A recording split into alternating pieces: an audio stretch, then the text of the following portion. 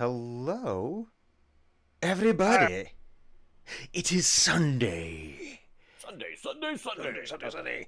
And it is time for some Dungeons and Dragons shenanigans with Team X, an official franchise of Acquisitions Incorporated, operating out of Pinedale with exclusive rights to the Chandlewood region. I am Brian Wiggins. I am the Dungeon Master for this motley crew of adventurers, and we have some business to attend to today. We have to wrap up some old business, get to some new business. I call this meeting to order, and we shall start by reading the minutes. Well, no, we shall start by doing attendance. All those who are here, please say here. Here. If you're not here, please say here. Here. Anyway, no, we shall do. Also here. I'm here. No, let's do some introductions because this is important because it's our ritual to get into the mood, get into the right headspace. We shall start as always to my left. Which is so funny because on my screen you're pointing at Yvonne. Yeah, well, here, me too. on my screen I'll be pointing here, but on the Twitch it's over here. Oh, okay. I'm not fully awake. Clues playing Dread My Gem Weaver, Tinker Norm Extraordinaire, who, let's see, as far as I can remember, built a chocolate catapult that flung ice cream to achieve this golden cacao nut. And cacao nut. The cacao nut. Yeah, this is gonna be. God, I don't think I've been able to get that mental image of like the sugar cinnamon beach out of my head. That just sounds so appealing. It was my brother and sister-in-law's wedding cake. They got married on the man. beach, and that was what they had on the outside of it to make it look like sand. Oh, that's cool. Yeah, it was, that's cute. That's cute. Brown sugar and but moving along in a clockwise direction, we have. Suppose that's me. It is you. Okay, hi. I'm Viking Goat. I play Clinic General Trunk, Nature Domain Cleric, and all around nice guy. If you want to be friends, you just have to ask. If you want to be friends,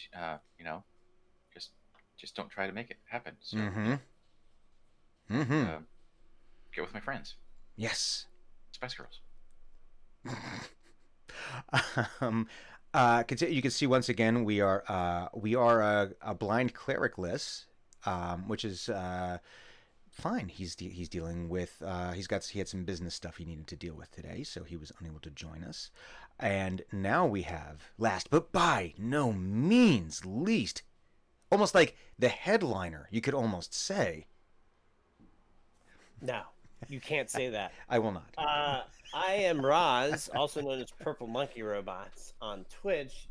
But today I'll be playing Eno the Tiefling Bard, who just recently regained consciousness through the help of his friend Thunic Gentletrunk. Thank you so much. I'll be here all night, or all day, or all morning, whatever. Tip your waitress. The 10 o'clock show gets blue. It's all blue. It's all blue. All of it. It's never not blue. Happy Valentine's Day. We are still in the midst of the Evertide Festival, the culmination of the Evertide Festival, the sugar. I always put the wrong letter here. The Sugar Smash Cherry Tea Brawl in the Sugar Bash Arena. I hate that. Which is very much a Hunger Games type scenario arena where it's like all created for the individual event, with proceeds going to benefit orphaned puppies. That's the it's for a good cause. But we have Team X battling the Resplendent Travelers, so that for who gets bragging rights. Because and each one is representing a different franchised or chain of sweet shops. We have the sugar. We said the Sugar Brothers, right? The Sugar Rush Brothers, with their dwarven sugar mining experience stores. and that's who Team X is representing. And then we have the Resplendent Travelers, who are representing Elminster's Magic Sweet Shop, which is more of like a licensed property. It's like Elminster doesn't really have much of anything to actually do with it. It's more like, you know, he takes advantage of some licensing opportunities and has a little residual income, some passive income coming in on that. And the goal was to get to the golden cacao nut at the top of Mount Etna and return it back to their like home base, kind of a capture the flag situation. And we find ourselves at the top of this chocolate volcano that is bubbling with red velvet lava, with lava, magma, and magma, and so we had Haverford West, who attempted to force friendship upon not Viking Goat, upon Thunuk.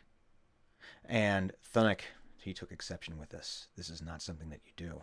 And Thunuk was able to kind of make him atone.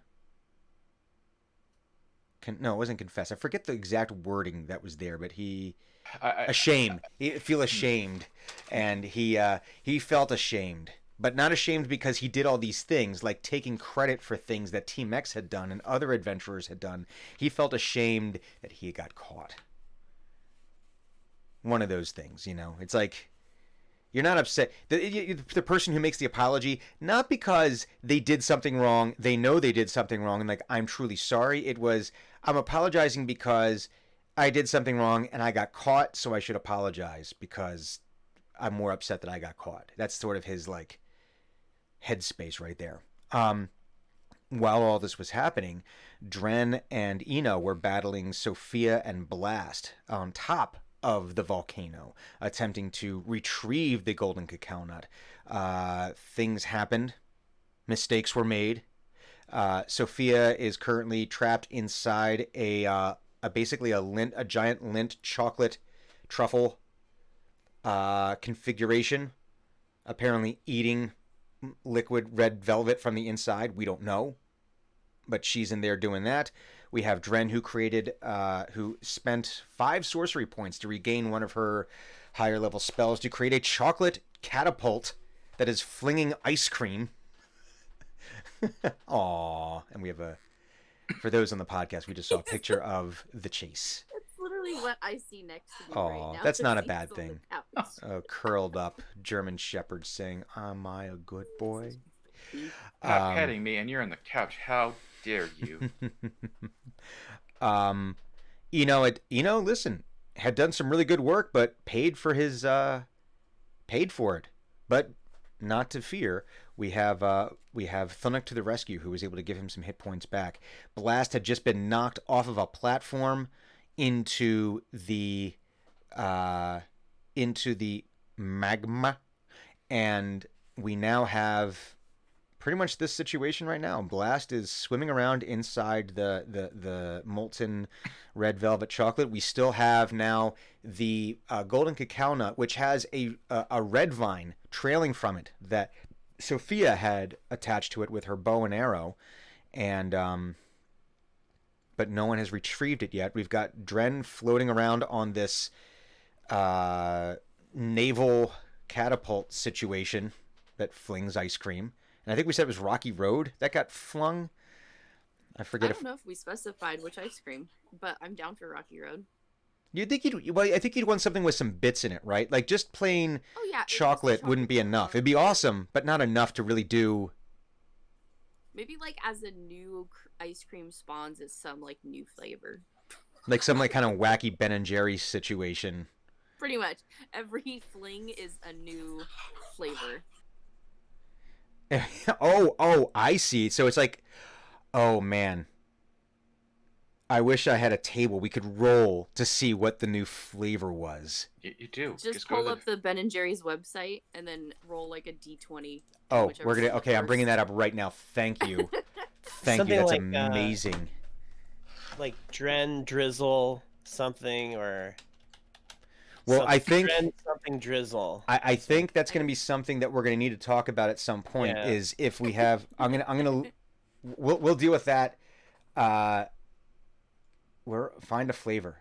Where they have a list here. I'm looking for this. So ice cream pints. Dren's Dreamy Drizzle. Oh my God, this is amazing. No, not quite. You could almost roll like a D100 on That this. that one went weird.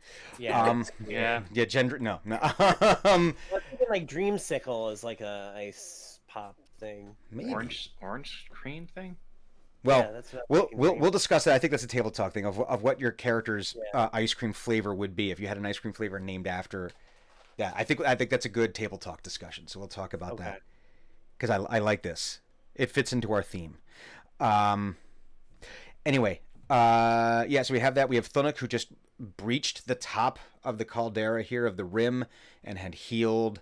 Had bashed Blast with his spiritual weapon, which we said was kind of like, it's usually a boulder that's like mounted on the end of a log, and this time we said it was more like a chocolate log with, we said, I think, like rock candy, or is it like a giant jawbreaker on the end of it? I'm trying to remember. Giant chunk of rock candy, and it's basically one of those Yule log cake things. I like it. I like all of this. I love all of this. But that is where we find ourselves right now. I'm trying to remember where we were. So I think it was Dren had just gone.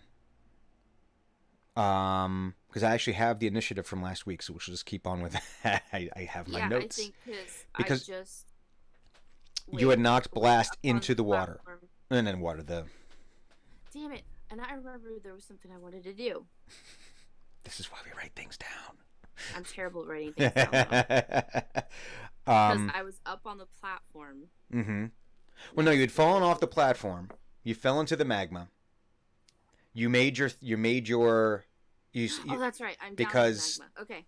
because your human familiar had told you to spend your points because he wanted you to make the IRL had said, I want you to make a catapult that throws ice cream, because we've decided that Alex is now canon. Yeah, we'll just say he was Rozzy whispering in my ear. I like it. Yeah, it's because we said that would be the cosplay, right? It would be Clues dressed up as Dren and Alex dressed up as Rozzy. I love all of this. So we'll say, so that would bring us to, that would actually put us at Blast's turn as we start our third session of combat. Which is actually, this is very cool because it's been an interesting...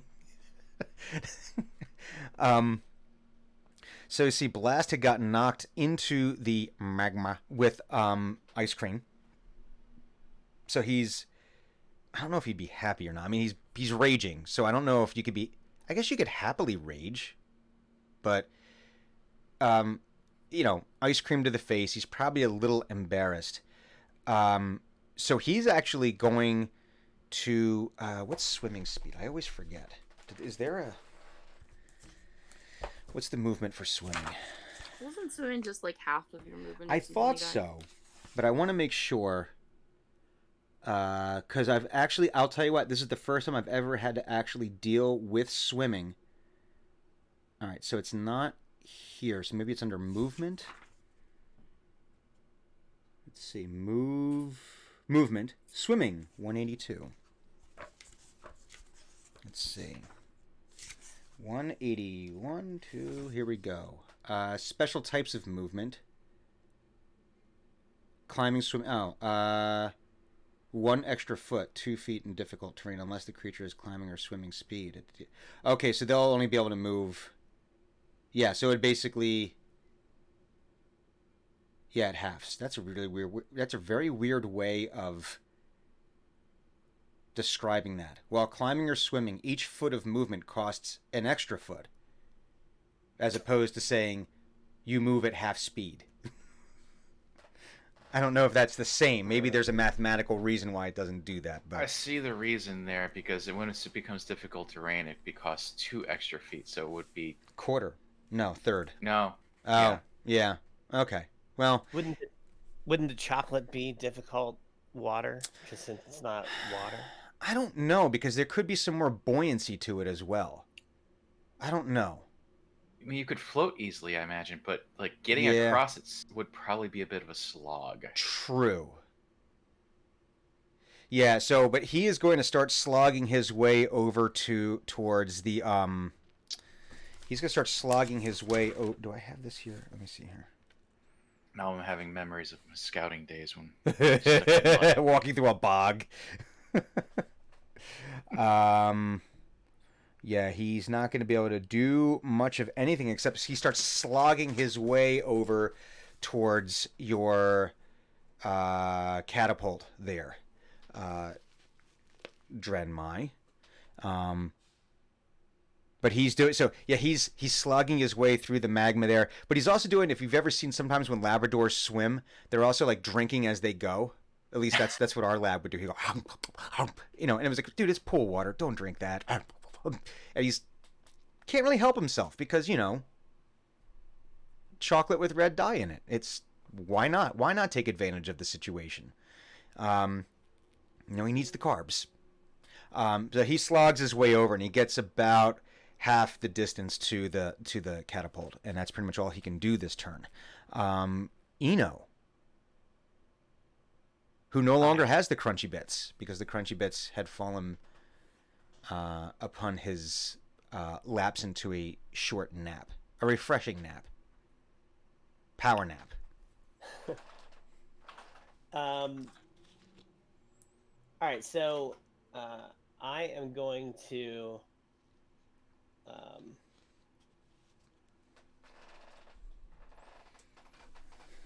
yeah. So Eno has thanked Thunuk for, you know, uh, returning him to consciousness, and he gets up, and then his body starts changing. Like he starts sort of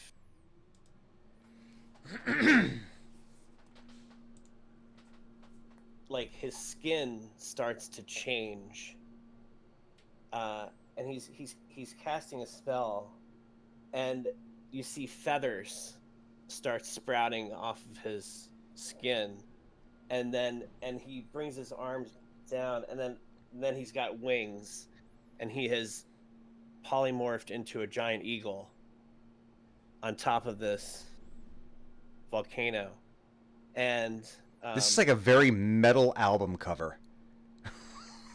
and I think that's my turn. I think I can't move. Because you use Has polymorph. Linux seen you do this before? He did the dinosaur. I turned into a dinosaur the one time. You can That's take right. your movement if you haven't moved. Polymorph Okay. is just using Yeah, your that's action. your Just an action. action, right? Yeah. So I'm gonna fly down to where the nut is. Okay. And you would be able to grab it if you wanted to. You'd be able to make that because giant eagle. Hang on, let's. Yeah. Where's my monster manual? It's showing up for it's just a challenge one. No, I'm looking for the Oh. for the movement. It's 80 feet. Oh Jesus! Yeah, so Yeah, the you would be flying able is to 80 feet. you would be able to fly over, and because grabbing is like a non-action. It's like it's not even a bonus action. Like if you're just gonna grab something, it's not even. Okay. And then you'd be able to you'd be able Grappling in this case. yeah you'd be able to do that and then wheel back around and make your way almost back to the edge. Okay. Giant Yeah. eagle. So I turn into a giant eagle. I fly down. I grab the nut, the seed, or whatever, and then I start flying back. Okay.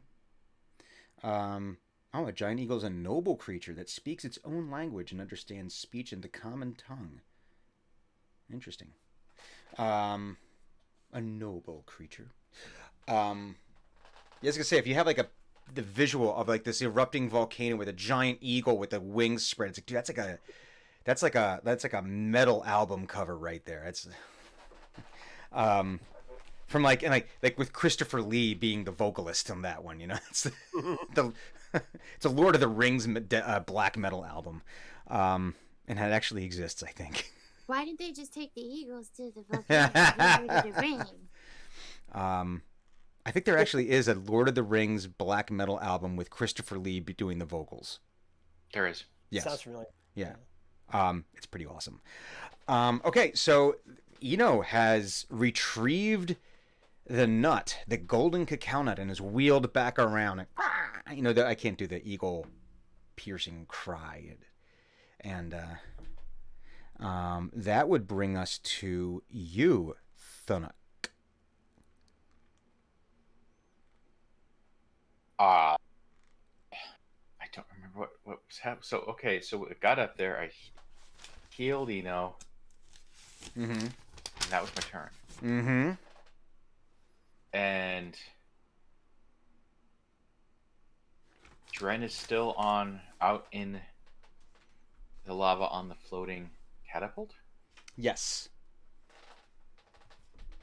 Didn't you do something with your spiritual weapon too? Well, he smacked Blast a little bit.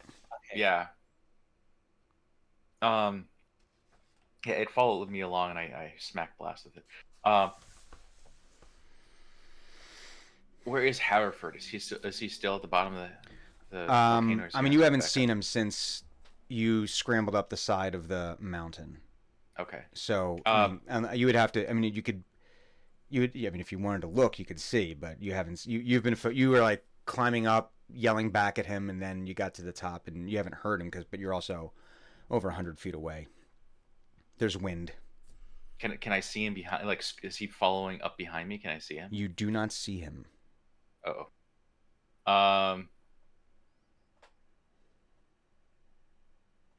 How far out is Dren? She's probably 20, 30 feet from you. Yeah, it's not huge. She's I'm probably down in it.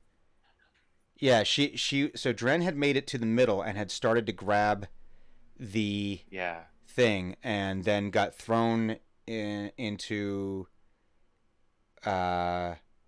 the magma, the lava by Blast. So I'd say she's probably let's call it 30 feet from you.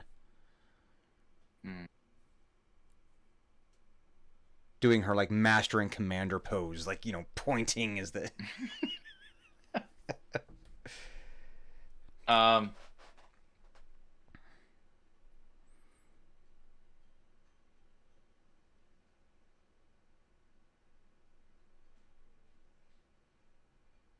No, okay, it's not gonna work. That's also not gonna work. Okay, never mind. There's no way for me. I was thinking, is there's a way for me to help Dren get closer to shore faster, but I don't have anything like that.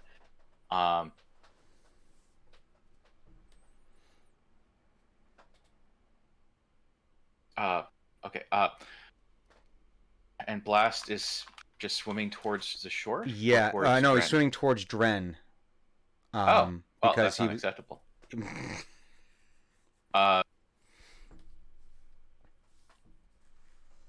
He's like,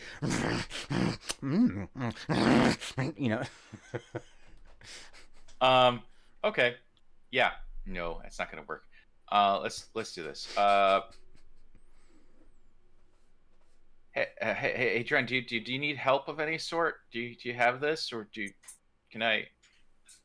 I want it to be like from Terminator, like the thumbs up, just out of from Terminator 2. Good.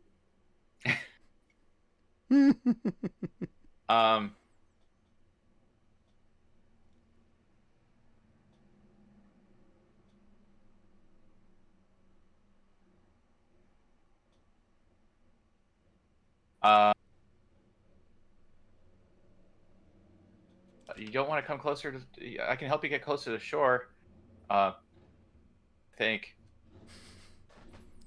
And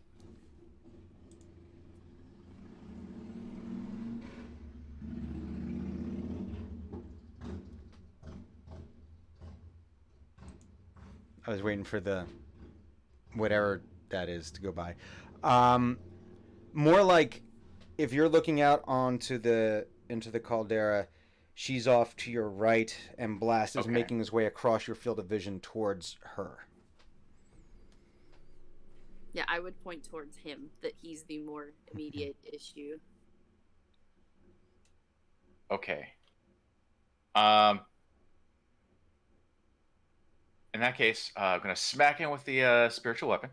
Okay, and that's an attack, correct? That's an attack roll. Yes. It's an attack roll. Let us see that attack roll. I believe I cast that at level 4. Okay. Oh, it just does an extra D8 damage. 14. Does not hit.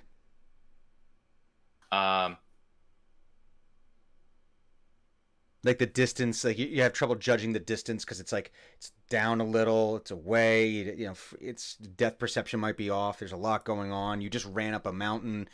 You know, there's a lot to take in here. Our spells have been modified for this candy environment. They have been. They have been. What are you trying to sell me? Is magma not stone? Is lava not stone? Damn it.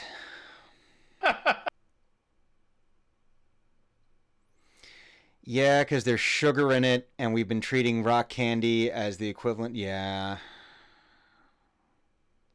God damn it. This is Stone shape. Jerry. God damn it. I can't even blame Pat for this. This is God damn it, Jerry. I'm going to stone shape a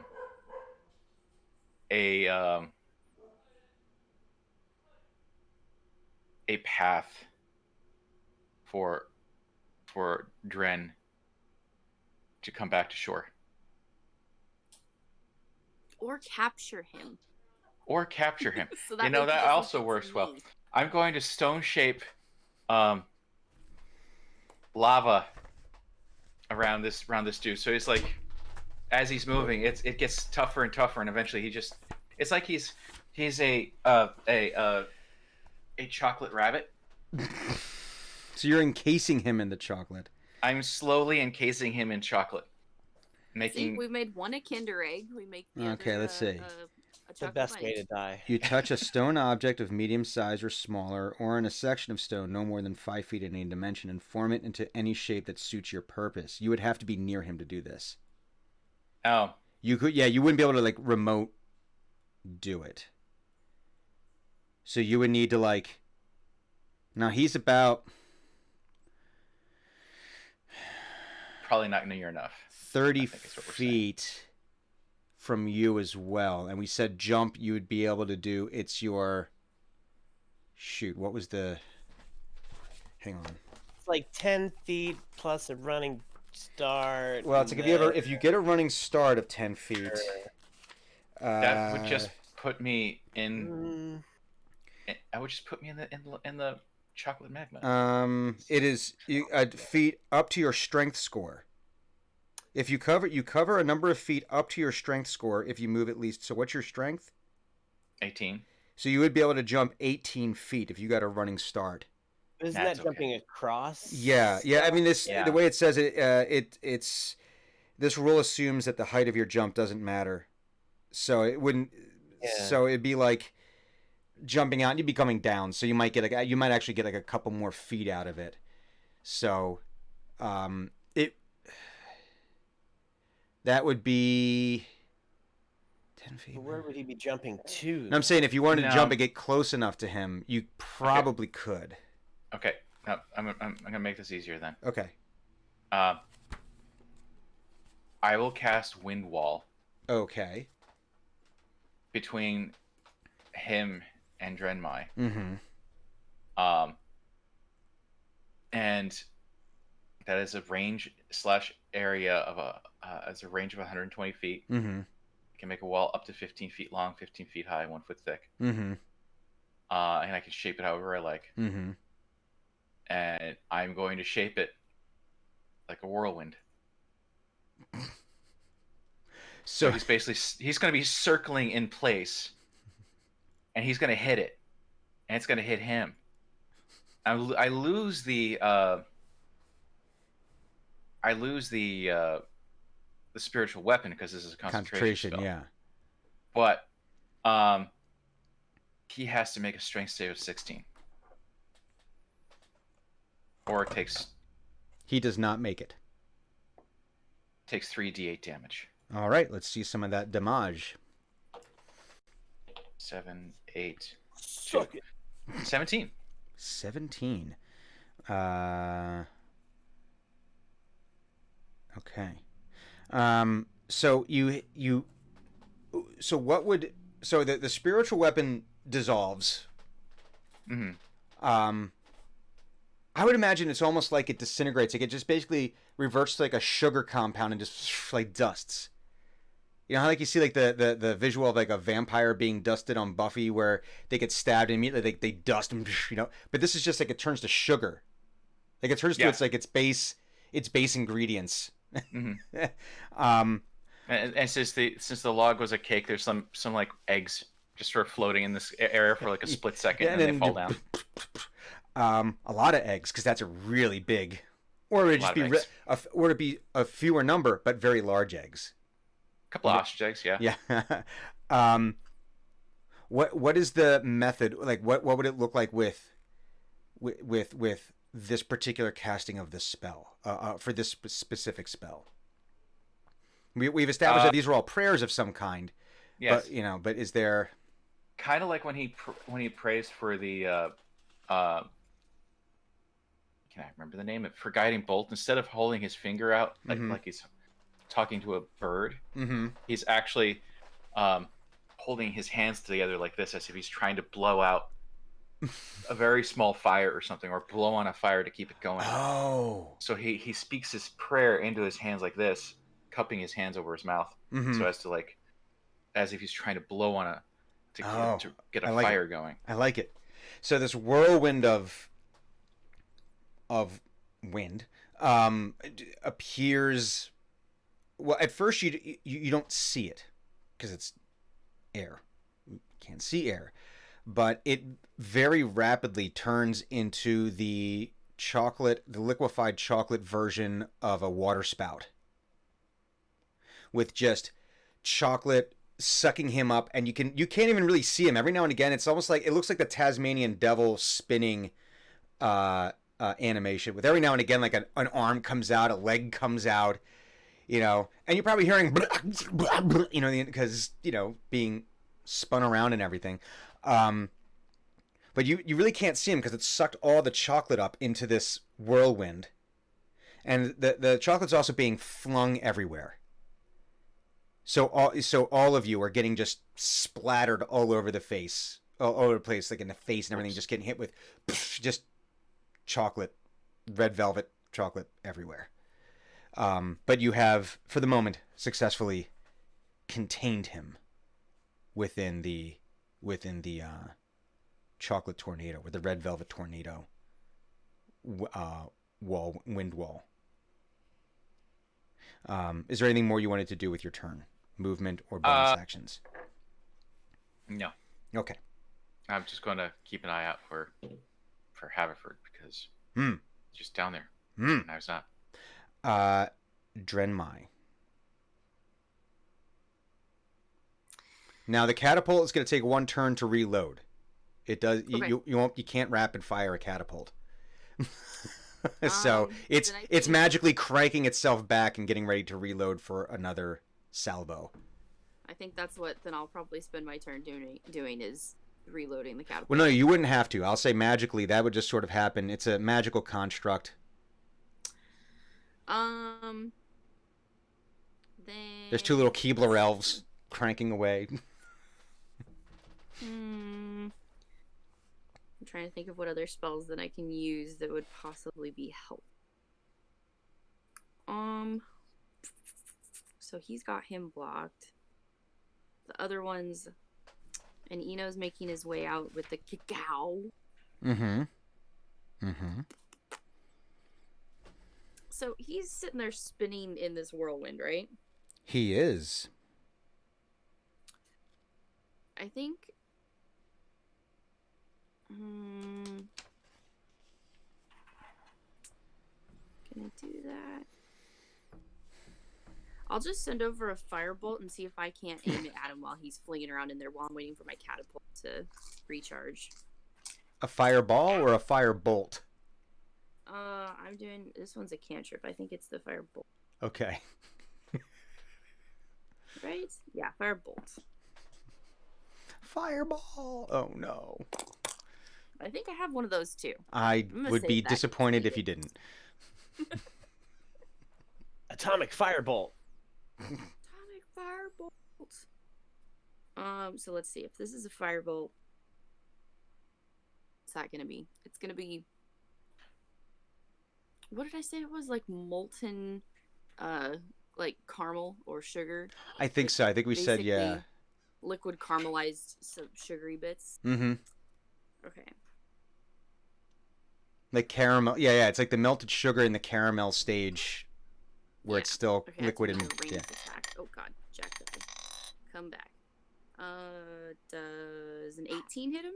An 18 does not hit him. Okay. Then I can't. I'm not going to take my movement because I got to stay around my. So I'm just going to wait for my catapult to recharge. Okay. Eno, may I get a perception check from you? But may I get it with advantage because you are an eagle. Yeah. And I feel like that would be appropriate in this situation. Yeah, they have proficiency. Keen sight.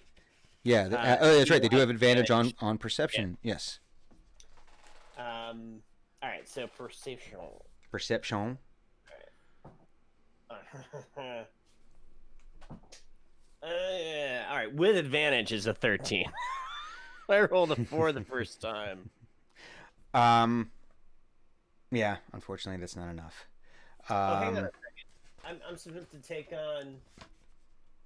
So your perception would be as a giant eagle. With an eagle. You would have a +2. Yeah. So actually, I just barely got. Like passive perception is 14 and I got a 14 basically, so I didn't really get above the passive perception. Unfortunately, not enough. Unfortunately. Goddamn die. Let me see something here.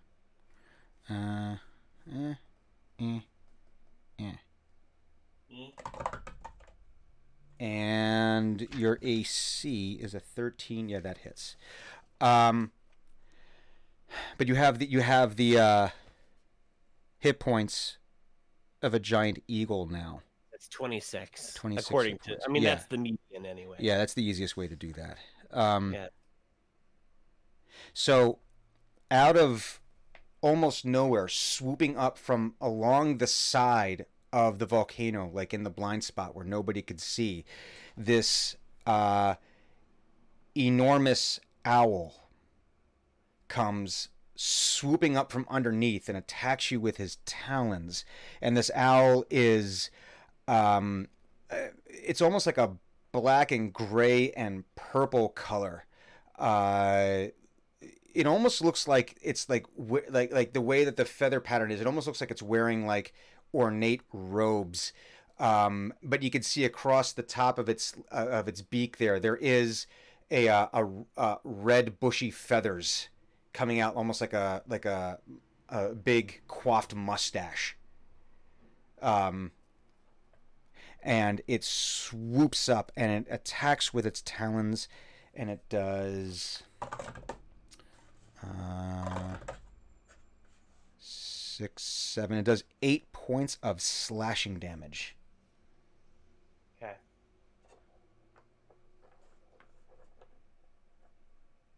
Yes, that is what this owl does. Flying near silent as it comes up for its swoop. And that is what it's going to do. And it flies by, and it looks like it's going to start wheeling around for another attack. Blast is going to attempt to escape his whirling dervish of chocolat, and he does not. And actually, I think he needs to make a Constitution check.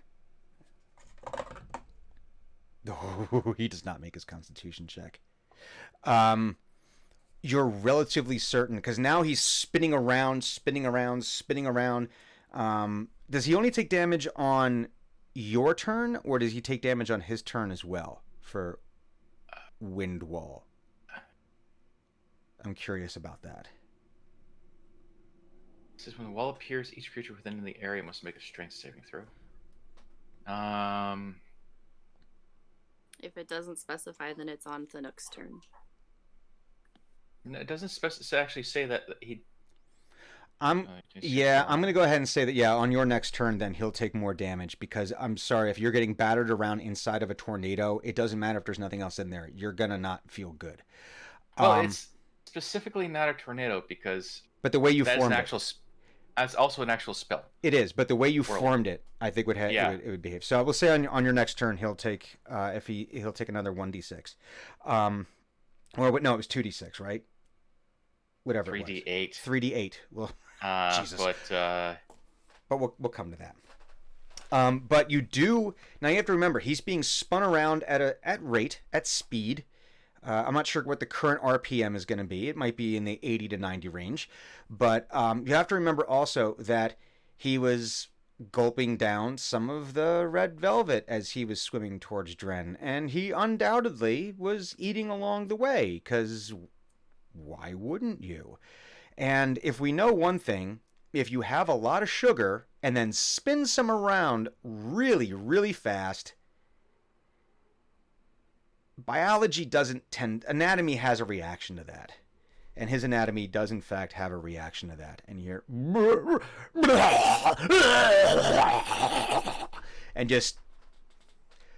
not seeing anything. Fortunately, it seems to be contained within this cylinder of now red velvet and vomit.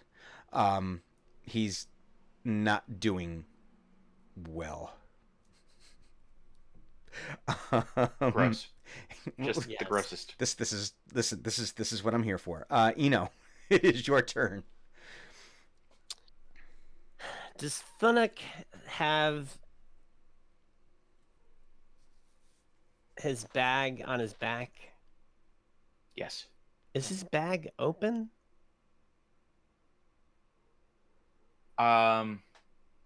It's not latched. Could be I was about opened. to say, does his bag even have the ability to close? This sounds counter. I think he keeps it like unlatched mostly because he's gotten used to various critters going in there and various critters. I also include Dren. So I'm gonna fly. I'm gonna fly like straight at you, Thunuk, and I'm gonna go like, and I'm going to try to put the nut in your bag. That would be a dexterity check. But with you moving at speed, I think it would have to be at disadvantage because you're moving quickly. You try and drop a little nut into a bag. This is like a carnival game. The odds are against you. Okay. So is that? Should I just get +3 because the Eagles' dex is? Yes, you would get exactly. No, it would be the Eagles' dex, so it would be a +3. All right. I'm going to use one of my charges to cancel the disadvantage. Excellent. Fuck you and your mechanics. I'm still gonna roll like shit. Watch screw this, you guys. and screw your stupid mechanics. 19 +3. Oh yeah. All right, that's not that you're able to. That's 22. Where am I looking for here? I'm looking for Eno charges. Here, I gotta bring up my my deal here. So you're down. That was it's 2 charges to do that if I remember correctly. Okay. And I have that, but I have to give myself a charge now because them's the rules. A dark charge. A dark charge. Kind of high up on these charges there, buddy. I know, but no one's doing the things to trigger my charges, so well, we might have to revisit that mechanic. Don't do anything. Nobody do anything. Nobody do anything. Please don't do anything. And I have to have a conversation with Mr. Holkins about that as well. Anyway, So, is that an action? No, I would say just dropping it. I would count that as a hmm. Is It could be a dropping the part of nut your movement. in the Equal Well, bag. amount. I mean, part of your movement, I would, you're almost there, so it's almost negligible. You used about 10 feet of your movement to get to Mhm. Thunic. I'm trying to think of whether, Because I want to go attack that owl. you know what? I think I'm going to allow that. I think that we'll just allow that little blink and then the flap of the wings, and then just like immediately it's like a drop flap, just and then zooming off towards the right. giant owl. All right, I'm gonna go attack. And you get 2 attacks. Halverford West. Alverford West. Alverford Worst. Alverford Worst. Yeah, you get 2 attacks. All right, yes, I do. A beak and a talon. That's right. Does he have All right, talons? so he is. God damn it. Do they have talons? Oh gosh. Gosh. All right, so it's +5. Nat 20. Ooh. All right. So Wow. Does a 25? Let me check. Yeah, I think it hits. So now, wait, how do I do the natural 20 thing? Is it two, I roll 2d6s? So or is you it, so this would be, let's see, you are going to do, you're is going to the beak. roll a 1d6, you're going to double it +3, that's your piercing damage. Okay. All right. So I'm just gonna roll damage for the beak. All right. Mm-hmm.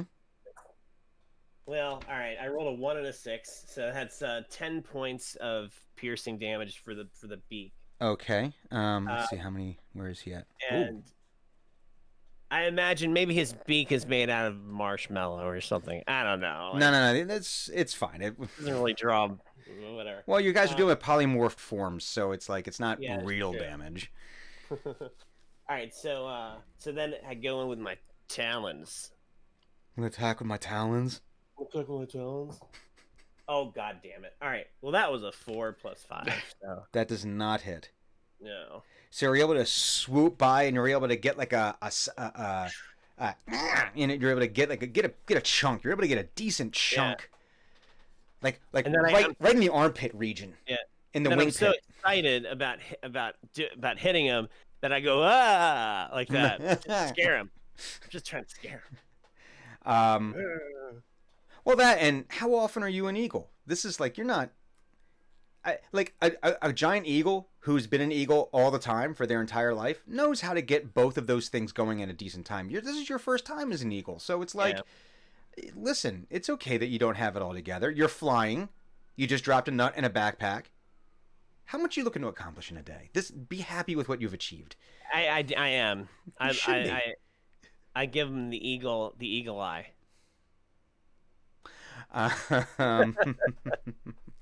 Thunic is your turn. So you've got Dren on her chocolate catapult. It's about ready to go again. You've got, she had missed with her firebolt. You've got now the golden cacao nut in your backpack. We've got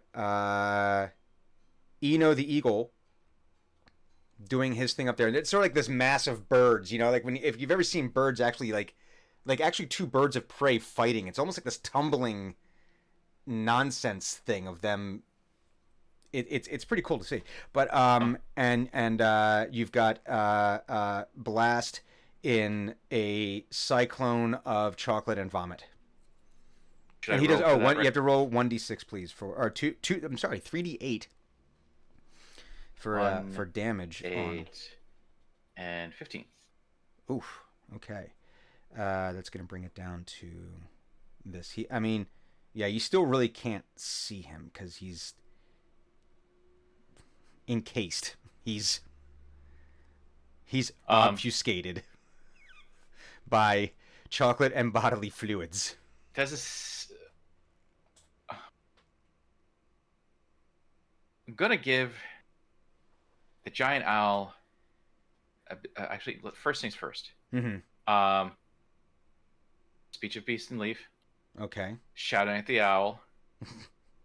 This is like that passive, I could just talk and they can understand me. They can understand me. Right. But first things first. Does Thunic actually realize this is Haverford West?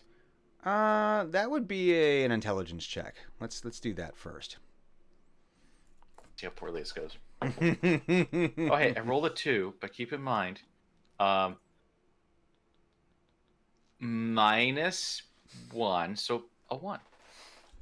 He is not aware that this is Haverford West. He just thinks this is just a giant owl, that happens to have a mustache. Giant jerk-face owl. Giant jerk-face owl. Hey, why are you attacking us? We're friends.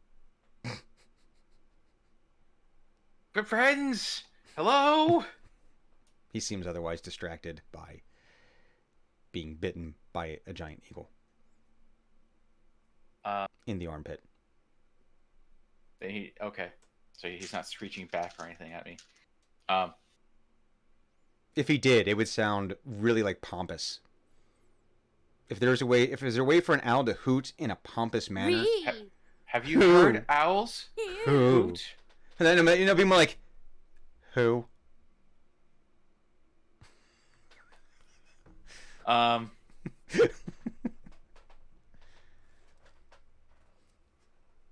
He's in the shape of a beast. Well, I think it's a beast. Mm-hmm. So therefore, I'm going to dominate a beast. Mm-hmm. Let's see what happens. Wisdom saving throw 16. He may be polymorphed, but as near as Thunuk knows, he's a beast. So what are you attempting to do? Casting dominate beast. Yeah, I mean, you are a beast, I think, when you're. Mm-hmm. Are you?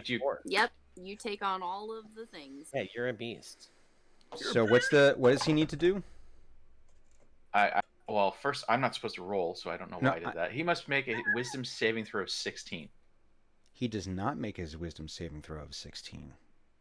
He is not doing well about being dominated in any form by Thunuk. Second go around, when he's shouting at the owl, he takes a dead mouse or a rat from his satchel. But I guess it looks like a chocolate rodent in this case. And he's like, "We're friends." He's holding up his hand. "We're friends. Don't attack." Waving the candied rodent in the sky or in the air. Because I have to basically have a morsel of food, I think, is one of the things I have to have in my... Well, that's abundant. So I have a morsel of food in my hand, and I'm waving it in the air like, "We're friends, don't attack." And now I have beguiled the beast. The beast is charmed, and I have telepathic link with it as long as the two of us are in the same plane of existence. And this is a concentration spell, so the wall of wind goes away. And blast falls back into the molten red velvet. He cannonballs into this thing, like, just not even cannonballs, it just sort of like bodily drop, belly flops into it amidst a spray of, because all of it just stops and it just all falls. So it's him, it's the red velvet, it's the vomit, it's everything just into the it's spoiled. You're not gonna, it doesn't matter if you're eating it from 30 feet away, you're gonna know that there's vomit in it somewhere. It is unclean. So the owl like stops. It wouldn't be able to make its movement at this point. But so you have a telepathic link. Oh, as long as he's an owl, his turns take place in my turn now, and he must do as I say. Your turn is now my turn. Yeah, and he what the deuce have you done to me, boy? Look, owl friend, I don't know your name, but we are friends. You shouldn't attack us. Hi, I'm Sonic Channel. I know who you are, and we are not friends. You are terrible. I beg to differ. I'm a servant of the Four, as we all are of the as a creature of nature. Why would you say such things? Why would you say such things? You're an owl. I am not an owl. Sonic. I have. I picture the next face is just like skepticism increases. Release me at once. Look, we're. No. You're just going to attack my friend again. Bad form. This is bad form. What do you mean it's bad form? Why are you even here? We're having a contest. You're not I supposed know, to and I'm be here. trying to win. You're supposed to be in the forest. You're an owl. I am not an owl. I am trying to win this contest. To prove once and for all that the Resplendent Travelers are better than Team Xenagogue. You're an owl. You're not part of Resplendent Travelers. You're. I am the Resplendent Travelers. They mean nothing without me. I've never seen you before. You saw me just a few minutes ago. He started pointing at, like, because there are still posters and stuff, like banners with our faces on them around, right? I'm So sure he there starts are. There's like pointing at banners and people holding like those pictures of the Resplendent Travelers. That's not you. You're an owl. You're not the brightest bulb in the tree, are you? I don't know what bulbs are doing in trees. They're supposed to be in the ground, but they're not usually What do glowing. tulips and trees have to go together? Look, friend, owl, I don't know what forest you hail from, but this is a contest. This is not a real landscape or forest. You should probably go back to the forest where you live before the city people here think you're dangerous and attack you. I mean, they might. And They're you can very see large like owl. the owl's face like twitches. It's like, and you see him like wheel off and start flying away towards where the Resplendent Travelers' like home base is within the arena. But the whole time he's like, don't want to do this. Oh, can't stop. For he has been dominated and he has to do what you say. Because you're the boss of him. Have a safe trip. Go to hell. That's very rude. I'm gonna have to have a chat. You'll get your comeuppance one day. You'll see. Shouts over to Eno and Dren. I'm sorry, I don't know where this owl's attitude is coming from. It's incredibly rude. I've never seen anything like this. They're usually much more dignified. Is that your turn? That's my entire turn. Okay. Drenmai, it is your turn. Okay. So, how am I rolling for whatever The catapult flavor of ice cream has Oh, appeared? oh, that's right. We're here. We're here. Let me see something. 1, 2, 3, 4. 1, 2.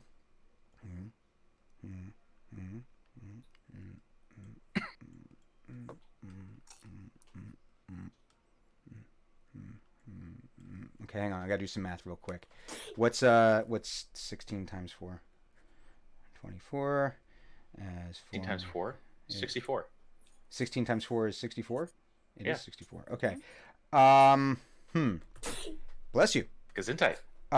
Give me a D100 roll. 200. D100, and we will figure out.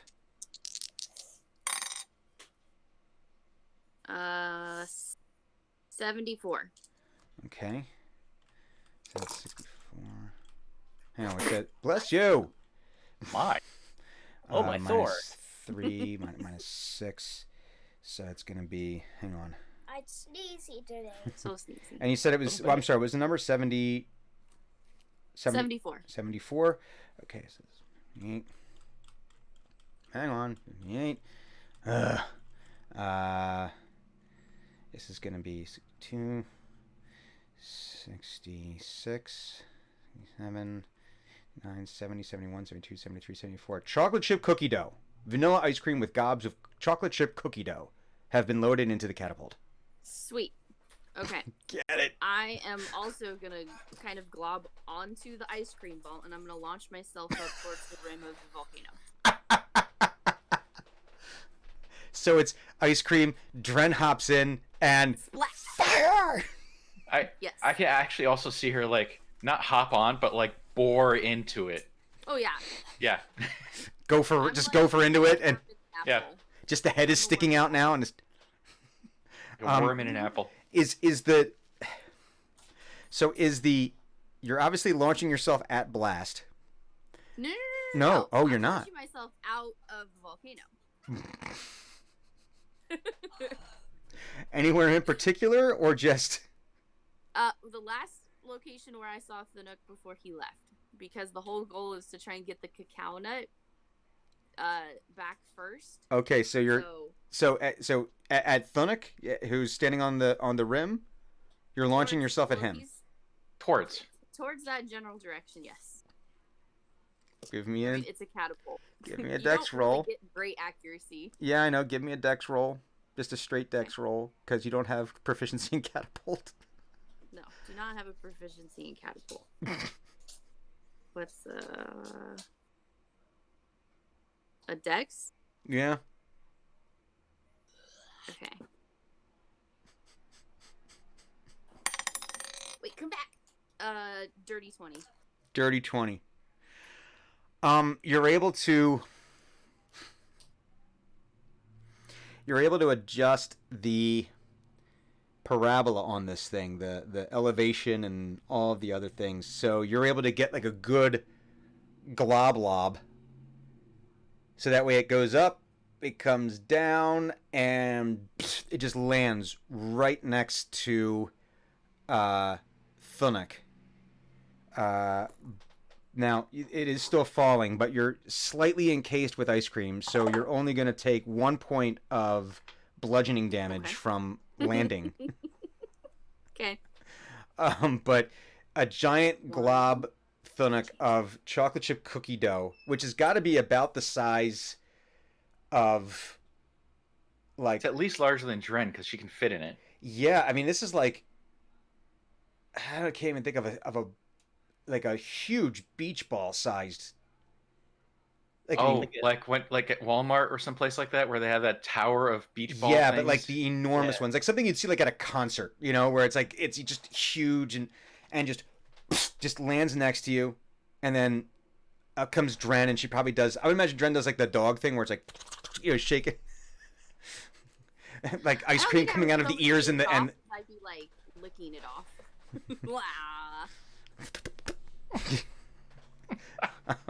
But hey, you stick the landing, and that'll be your action and your movement for the turn. And a sticky landing it is. And a sticky, you stick the sticky landing with a glob to the side of the chocolate volcano, and this is the game that we're playing. As a reaction, grab a chunk of cookie dough out of there and go. I think that would be fine. I think that would okay. That would be okay. And with something this large, like the globs of cookie dough, I imagine would be proportional. So it's almost like you're getting, like just like a fistful, like a snowball-sized thing of cookie dough surrounded. It actually just reminded me that I bought cookie dough, and I'm so excited I get to make cookies later. Haverfordwest continues flying away, grumbling and cursing at you telepathically. Even though it's telepathic, I imagine it's growing more and more distant as he gets away because it's funnier that way. As he continues flying back towards the home base. Blast is now attempting to make his way to the edge of the caldera. He's not going to be able to make the entire distance this turn, but he's able to make it most of the way to the rim. The next turn, he would be able to get himself up and start doing things, should he want to. Eno. Eagle Eno. All right, so I see him swimming towards the thing. And I'm gonna swoop down and attack Blast. No. You're gonna attack Blast. I'm kind of pissed off at him still for knocking me out. Knocking me out. Knocking you out. Knocking me out. All right. Well, let's get some beak and talon rolls here. Yeah. Oh, this is gonna suck probably. Oh, all right. No, I'm sure that's not gonna hit. It's a 14. Nope, does not hit. Yeah, the beak does not hit. All right. Oh, that's a 17. 17 does not hit. Shit. He's able to kind of fend you off, like just to get. you know. So I'm harassing chocolate swimmer. Harrying him, right? Just Harry him. Yeah. he dives under a little bit, trying to. Thunic, your turn. Um, How long does polymorph last, by the way? Like a long time. Okay. Yeah, like over an hour. Oh, hour. okay. Yeah, so we don't have to worry about you suddenly polymorphing back into Eno and being 200 feet up. It's concentration up to an hour. Okay. out of curiosity, it doesn't say in Dominate Beast if the creature gets a certain distance from me, it no longer works. But does the casting? There's a casting range / area. Does that mean like That's once for it's been cast? Once it's been cast, as long as you maintain your concentration, and it's up to like probably like an hour or something like that, or Well, initially it's up to a minute, but I cast it at a higher level, at level 4, so it's up to 10 minutes. Okay, so yeah, as long as you kept your concentration up once it's cast, so you wouldn't be able to like cast that from you, like you wouldn't be able to dominate a creature that's in the Chandlewood from where you are. That's at level 4. Sorry, I can. So he's dominated for a full minute. Oh, what do you mean? Huh? At level 4, Dominate Beast is a concentration up to 1 minute spell. Oh, you cast it at level 4. Yeah. Okay. Because that's where it comes into play. It doesn't exist before then for me. Ah, okay. At higher levels, so if you cast a spell at a ninth level spot, the duration of concentration is up to 8 hours. Yeah. Wait a minute, up to 1 hour. Wait a minute. Why does it say this? Oh, dominate monster. Dominate beast. Yeah, concentration. for beast. Why would you be? Oh, because it's 8th level. Never mind. If it's 5th level, it's 10 minutes. If it's 6th level, it's an hour. Yeah. Okay. Got it. Okay. So you cast it at the 4th level. So you have a minute, which is okay. Yeah. So he's flying away, winging away. But it is your turn at this point. You have Dren in a pile of starting to melt ice cream because you are on the edge of a volcano.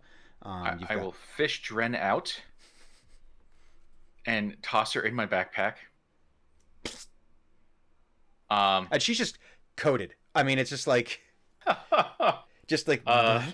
it's almost like she's like snowman, like a melted snowman like consistency around her. It's not thaumaturgy that cleans things, is it? It's prestidigitation. I don't have prestidigitation. If I remember, that's an Eno move. Yeah, it's prestidigitation. Yeah. He doesn't put her in. Neither of us really care about being clean, though. Well, Athenic does care about being clean to an extent. His definition of clean is not other people's definition of clean.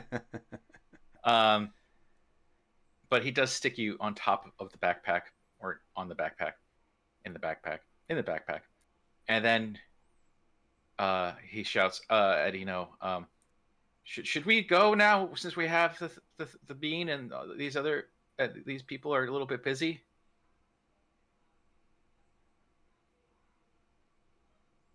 I don't know. And he then starts running downhill. Maybe.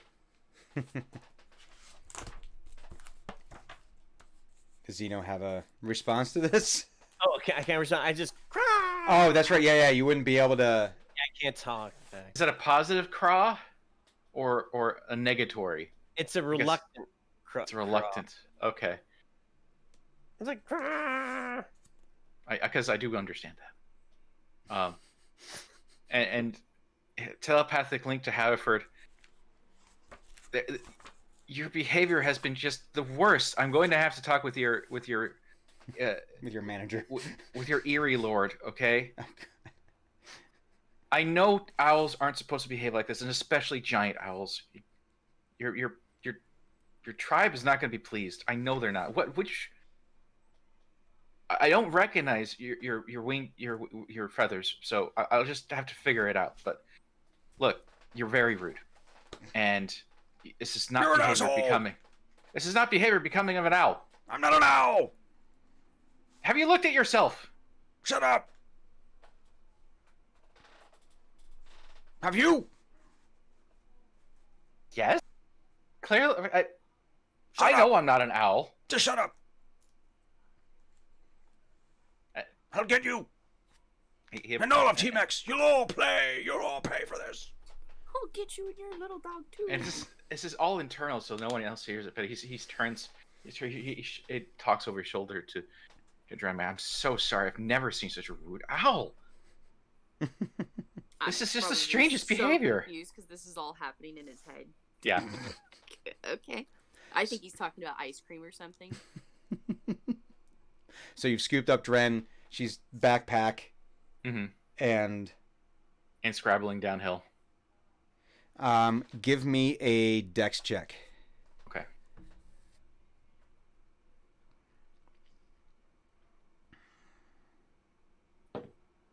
Ooh, 15. 15. So you're able to start almost like butt scoot and start sliding down the side of the volcano a bit. It's steep enough that you're able to kind of almost like not like full on like water slide, Blizzard Beach Disney water slide where it's free fall, but it's you've got enough of an angle there that you're able to, you can't run down this thing, but you're able to kind of like slide and work your way down without losing any of your footing. Drenmai, it is your turn if there's anything you would like to do whilst riding in the backpack. I don't think I have anything that will boost him. If we're riding down the hill, Mm-hmm. I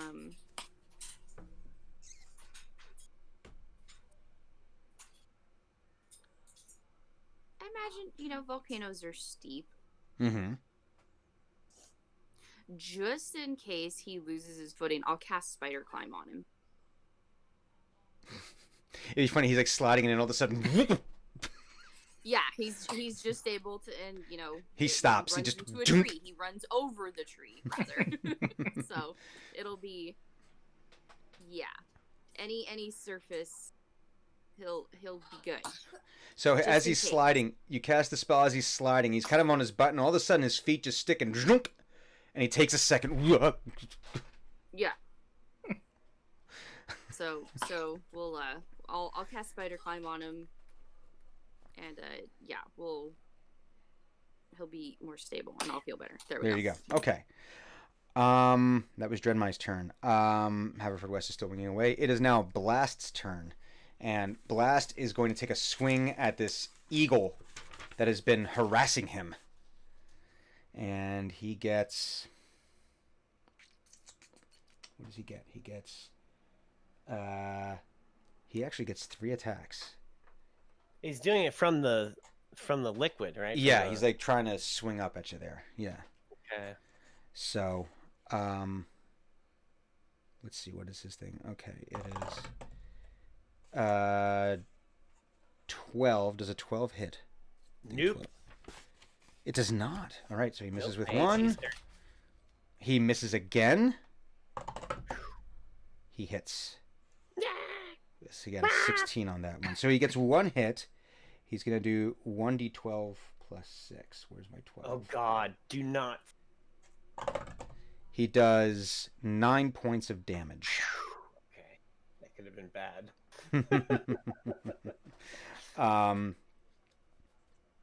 So he's like, he's just swinging wildly. He's able to get like a little, he's able to get you a little bit with his candied great axe. He's able to get you like, and it's like this arc of red velvet comes swooping up with it every time, and some of it gets in your eagle eye, and but he's able to make a little bit of contact there. But that will be his turn. He's trying to slog his way up onto the and pull himself up on the edge of the rim, and that's gonna be the rest of his movement that turn. Okay. It is now Eno's turn. If I start flying away, is that going to provoke an attack of opportunity? No, he's already disengaged from you, so he's Okay. So I mean, you could actually, as he moves away from you, you do get an attack of opportunity. So you'd probably do want to get a little. Oh, So let's I get an attack of opportunity. just the one. So with- will it be beak or claw? Oh well, claw because I get 2d6 if I do a claw. Okay. All right. No, it's a 15. Nah, So not it's enough. gonna hit. So he's able to start climbing up the thing. So now you would not have to worry about disengaging or anything. You could move away from him. Okay. All right. Yeah, I'm gonna go ahead and I'm gonna give him one more like, and then I'm gonna fly away. Mm-hmm. And so, how far can I get? To 80 feet, so I can get over. I'm imagining I'm going past Thunic if I Mm-hmm. go my full distance. Yes, you Or would. You would be. So he's probably your Flinick moves at 30, and if you move at 80, you would move 30 to catch up with him, and then you would. Is that what it is? Is it 80? it's 80 feet flying. Jesus Christ. Yeah. So you would do 30. So you would then be another 50 feet beyond him if you wanted to. You don't actually obviously you don't have to take your full movement, but you would be able to. You would be 50 feet beyond him at that point. I mean, I'm gonna go probably 30 feet beyond him because I'm gonna scope out to see if there's anything else. So I want to do a perception check Okay. to see if I can see any other bullshit coming at us. All right, so let's see. That's all right. That's better. So that's what is it? So that's 22 altogether. 22. You do not spot any other threats aside from. You do not spot any other threats aside from Blast at your back. As you're looking down, you have a pretty good view of the river and the candied forest, and there's no within your line of sight right there. There's nothing that you would see. Like you would be able to pick out like the little gummy frogs because that's like food, right? Mhm. And you're not picking up on any of that. So as of right now, river and the woods within your direct line of sight that's within your purview, you're pretty good to go here. Okay. Thonok. I'm just having mental images of like, yeah, but then giant purple worm comes out of the ground. It's a candy purple worm. It's a gummy worm. Or gingerbread Tarrasque. Oh, I wish I had done that. That's amazing. Giving ideas. I will continue sprinting downhill. And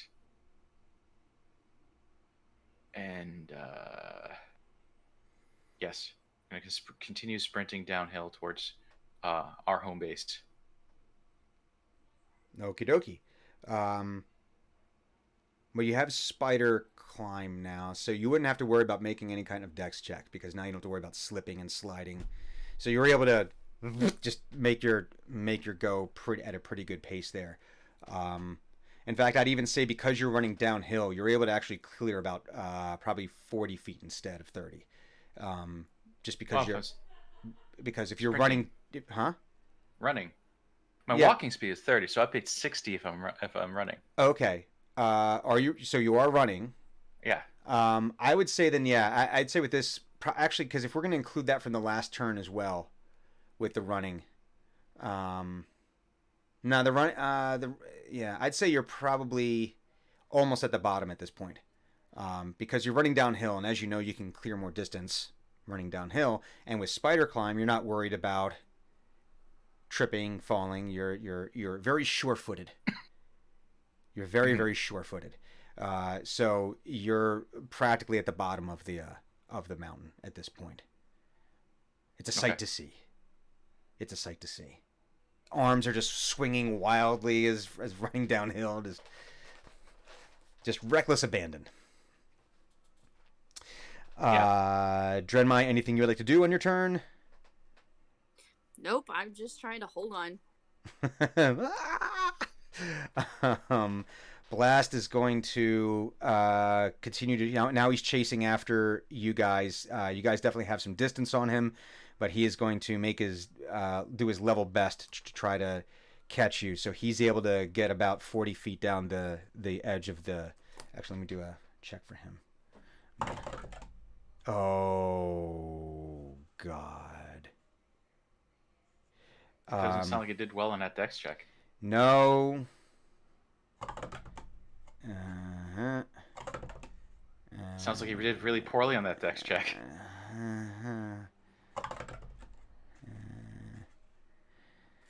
Oof. He goes to take the first step over the edge to run and immediately trips and just goes ass over tea kettle and starts rolling down the hill. Very Princess Bride like. The as you wish. Just rolling and bumping and just if there's a rock or a chocolate rock or whatever, a piece of the hardened cocoa, the crunchy bits we talked about, he hits it on the way down. He is not doing well. He just so yeah, that'll be his turn of just bodily falling. Thunic, you're able to make, or Eno, I'm sorry, it is your turn. I don't want to skip things here. All right. Well, seeing that Blast is still kind of coming after us.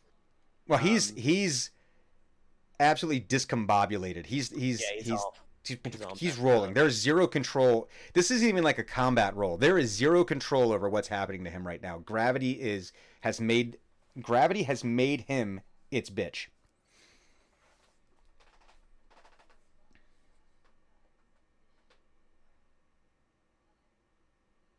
So that's where he is right now. Okay.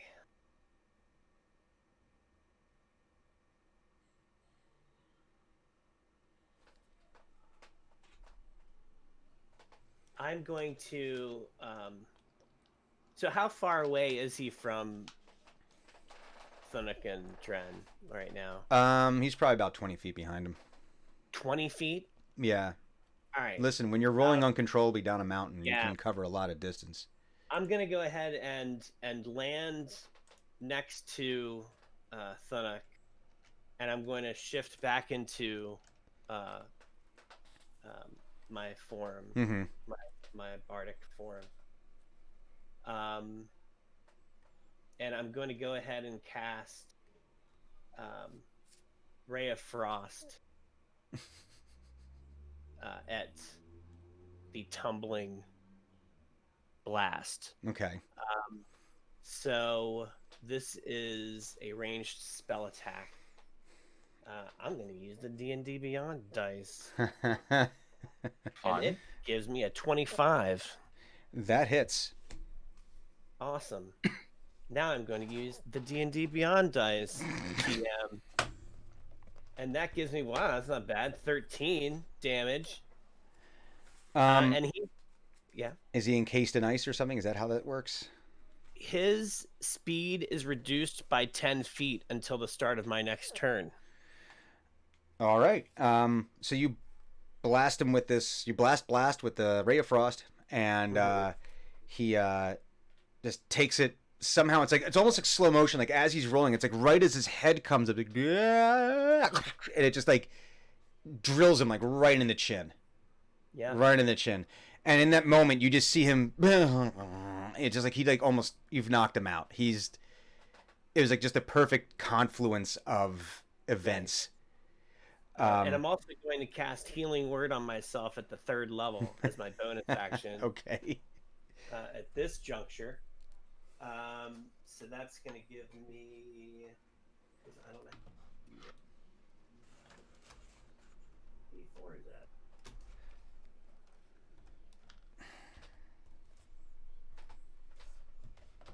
Well, it's.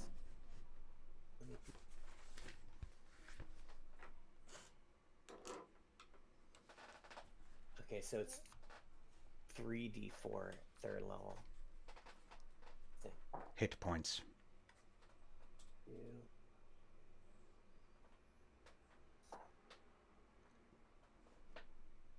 So I get 14 hit points back. Excellent. So you're all able to make it to the bottom of the volcano. Blast comes rolling to an unconscious stop like a rag doll next to you. Just beat to absolute hell from tripping and falling down a mountain. Um, and as best you can tell at this point, there is no pursuers in front of you, and you've got a clear path back to your home base. And it's at this moment you can actually, you didn't realize because you were in the moment, in the heat of the moment of the competition, but you can hear the arena cheering in the somewhere, because you know it's been obfuscated by the whatever illusory arena you've been playing, but you can hear the crowd cheering. Some of it's silent. You think that might be the resplendent traveler side. They're kind of like, you know, doing this whole just. Some of them might have already left. You know, like, oh no, this is they're not going to come back from this. But you have a clear path to get back to your home base and claim the win of the sugar smash cherry tea bowl event thing for this. And this will be an excellent place for us to take our break. So we are going to do that. Stay tuned for these short messages, and we will be right back with some more Dungeons and Dragons with Team X. So see you in a second. Herb.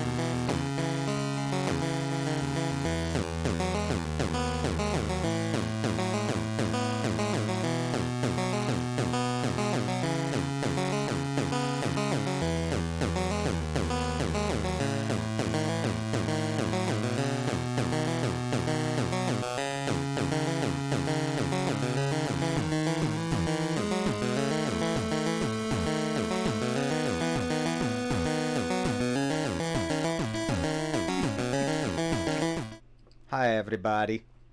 We're back with the second half of our game. I apologize for the delay. I got caught in a game of Magic the Gathering Arena, and I should not have done that. Shame on me. But that's okay. We're going to play some more D and D. So yes, Team Xenagog was able to, without being harried or harassed, was able to make their way back to their home base spot of the Sugar Bash Arena. Trumpets blare, the crowd goes wild, chants and all the good things, and they and you were able to win on behalf of the Sugar Smash Brothers, or no, it was the Sugar Rush Brothers, excuse me, the Sugar Rush Brothers candy stores, who provide a dwarven sugar mining experience at all of their shops. Find the nearest Sugar Rush Brothers store near you. Go to sugarrushbrotherssugar.com. So, right, sort of at the end there, I think Eno would play like the Sugar Rush jingle, like on his lute, as you're strolling to like the final. Yeah. So, I'm gonna roll a performance check to see if I do a good job. Oh, I like this. Yes. All right. Let's get a performance check on this. All right, so that's a 28. Oh wow! Jesus. That's plus 12. My God. And you do it, and then the crowd actually starts singing along with you. Yeah. You're able to get that. When you want some sugar, go down to Sugar Rush. Yeah, if you like, it's like no, you guys wouldn't. Well, you got like the Kit Kat theme, right? Give me a break, break me off a piece of that Kit Kat bar. When you're in a rush, head down to Sugar Rush. Yes, I think there would be. Yeah. So the crowd's singing along, and there's a joy to it, because not only did the team they backed won, but it's like, oh yeah, it's this thing from my childhood of, nostalgia for the win. Can't get enough sugar of that golden crisp. From Sugar Bear. So yeah, you get there, and there's and cheering and all that, and you're able to make your way back down into your team area, your staging area, where you're able to remove this now slightly sticky armor from armor made of sugar plus sweat and heat leads to a sticky situation. So they have like a little bath area if you'd like to soak some of the sugar out of your skin. I don't know, maybe you wouldn't. Maybe you kind of like that you taste like varying flavors of sugared products. Maybe that's your thing. No judgment here. But Brent makes his way down. And he's got a folio with him. And he says, "What you did was passable. That was passable. You won, which was the expectation. So, you're not going to get congratulated on meeting expectations, because that's what you're supposed to do.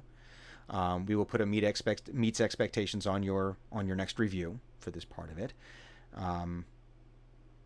But as you know, we need to now look at the books, because this was all part of the game of reducing your debt to the home office to get you out of the arrears." So he sits down, and it's very, very carefully opens up the folio, pulls out some of the sheaves of parchment, arranges them. He reaches in, he pulls out a little inkwell, a jar of ink, carefully undoes that. Everything is very practiced. Very, he's got the pen. He brings out the nib pen, dips it, and they start going over the books. And and you can see that this is a list of the winnings arranged through various bets that were placed through subsidiaries, through third parties, fourth parties, all to properly divorce the correct people from the actual betting, right? Because much like Eno did, where he had one of the potato scouts bet a gold coin, you don't want to you can't be the one betting. You have to place these through proxies. So minus whatever fees that these people charged for, because if they're going to place the bet, they want a taste of that too, right? So these are all minus the various fees. But now we're going to go over the money that you might have reduced your debt by. So if each of you could roll me a d12. Wow, don't use that all that often. I know, it's like it's a forgotten die. We love it though. It's a fun shape. 10. A 10. So you, one of the things noted on there is a I'm not going to say this right. Rhodochrosite.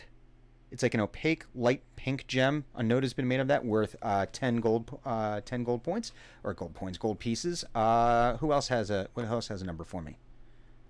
I got a 7. You got a 7. Some malachite was one, which was valued at approximately 10 gold pieces, and it's an opaque striated light and dark green. So you get credit for 10 gold pieces there. Excuse me, Thunic. 8. An 8. Very appropriately, a moss. I'm not going to say this right. Is it agate? Agate. Thank you. A moss agate, a translucent pink or yellow white, with mossy gray or green markings. That the one you're talking about? Yes. Rhodochrosite. Okay, rhodochrosite. Rhodochrosite. Thank you. I'm a rock hound. So, but very appropriately, moss agate, worth another 10 gold pieces. So you've reduced your 70,000 gold piece debt by 30 gold pieces. I need you all to roll an additional d12 because there are more bets. These were like the low end bets. You have to place at various levels, otherwise it screws with the odds too much and people start looking into things. Got 9. A 9, that would be some quartz. That was valued at 50 gold pieces. That you were credited for 50 gold pieces. I also rolled a 9. A 9, so more quartz. So we'll say another 50 here. I got a 4. You got a 4. That would be some chrysoprase? Chrysoprase? Yeah. Chrysoprase, thank you. Chrysoprase, a translucent green. Now you're getting into the higher end of things. Can I get a D10 roll from each of you? So you say D10? D10. I gotta find it. Come here. I got an 8. An 8. Some pearl, valued at 100 gold pieces.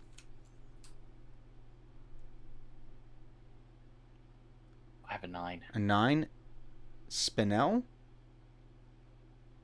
I guess. Transparent red, red-brown, or a deep green. That's kind of all over the place, but it's worth another 100. And Drenmai. A 2. That would be some amethyst. A deep purple. Deep purple. Worth another 100 there. So, Thunuk, give me a D6. 1? Some alexandrite. A gem's alexandrite, which is worth 500 gold pieces, was wagered and won. So you were able to win through that. Drenmai, give me a D8. Wait. 3. You were able to get, not you, but the team in general was able to elicit someone to bet an emerald gemstone worth 1,000 gold pieces that you were able to win. Give me a D4.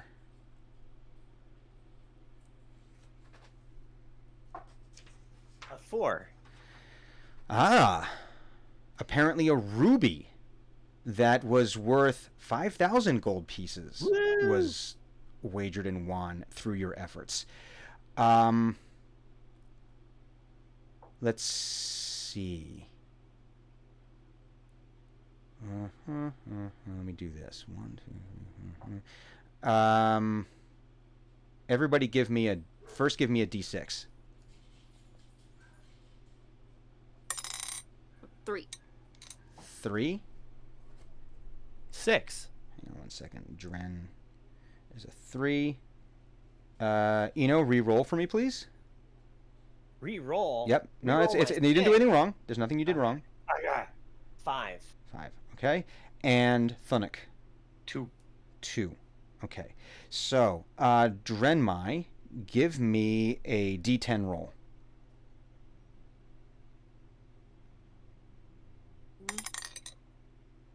6. A 6. Someone bet a bottle stopper cork embossed with gold leaf and set with amethysts. Apparently, it was part of a rare vintage of wine.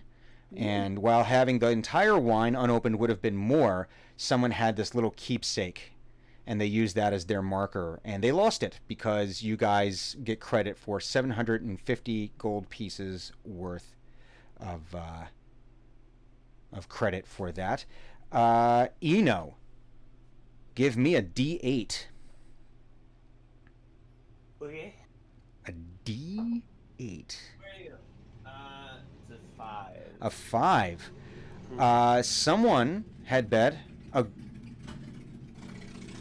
a motorcycle, but not a motorcycle. In this case, it was a gold jewelry box with platinum filigree on it. And that was actually valued, according to Brent's notes here, at 7,500 gold pieces. Ooh, nice. And Thunuk, give me a D10. 6. A 6. Someone bet a silk robe with gold embroidery. Oh. Stylish. And it was valued at 250 gold pieces. So right now, your current debt was reduced by... Hang on. Math. Yeah, math.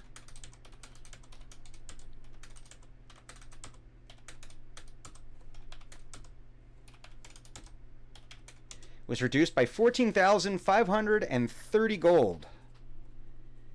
So that brings you down to 14,530 Out of 70? out of 70,000 minus 55,500. I'm sorry. 14,530 brings you down to 55,470. So that's a decent chunk you guys took out of your debt. Now Brent is not impressed because he's Brent. The number should be 0. It is not 0. But for you, you could be proud if you wanted to be. But he does say to you that he says, now obviously the gala is later tonight. The final gala, which you have all been outfitted for. This is going to be an opportunity for you to look into networking, to discovering synergies with other business entities, to find win-win solutions, to pick the low-hanging fruit, to find ways to help maximize revenue for when you are transported back to Pinedale. Should your franchise be continued? Should you not be decertified and we put the franchise up for bid?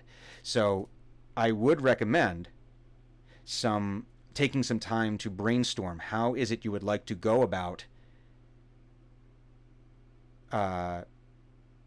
continuing to clear this debt. What are some of your goals for this? And I think you should take some time with this, so that way when you get back to Pinedale, how will you continue to exploit the resources there to get the most out of what has been done already?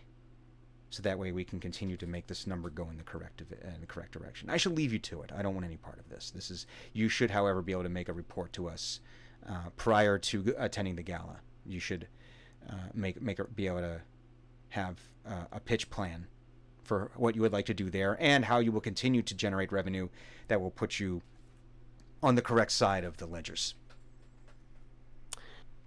Hey, thanks a lot, Fenton, for all your help. There's a little note on his the red pen comes out. And he takes his leave. Okay. And after he's gone, hey Thunic, is that Potato Scout around that I made that I interacted with before we went out there? Maybe. Has Brent completely and totally left? Yes, he is left. Brent has left the building. Okay, good. I perform the Potato Scout sound. Oh God damn it! And you'd practically trip over the Potato Scout. Ah! Like one of the floor, like one of the floor tiles just comes up and he's like, "Yeah?" Hey, so how much did we win? Oh, and he goes like back down, like it's almost like an Oscar the Grouch situation where you hear him rooting around, and he pulls it up. 10 gold. It was good odds. All right. So he takes the 10 gold. Mm-hmm. He takes 5 of the gold, and he hands it back to the Potato Scout. And he said, "I want you to find if there's some people on the street that look hungry, I want you to buy them some food." And he hands 5 of the gold pieces back to the Potato Scout. Said, "But don't let him know. Just." Mm-hmm. And he gives the Potato Scout salute, and he goes, "Because a potato is always generous and sneaky," and just drops down back into the floor. See, you can harness the sneakiness for good. Right. I have 4 more gold than I had before. But Brent has left you some time to brainstorm how you would like to go about making the most out of your gala.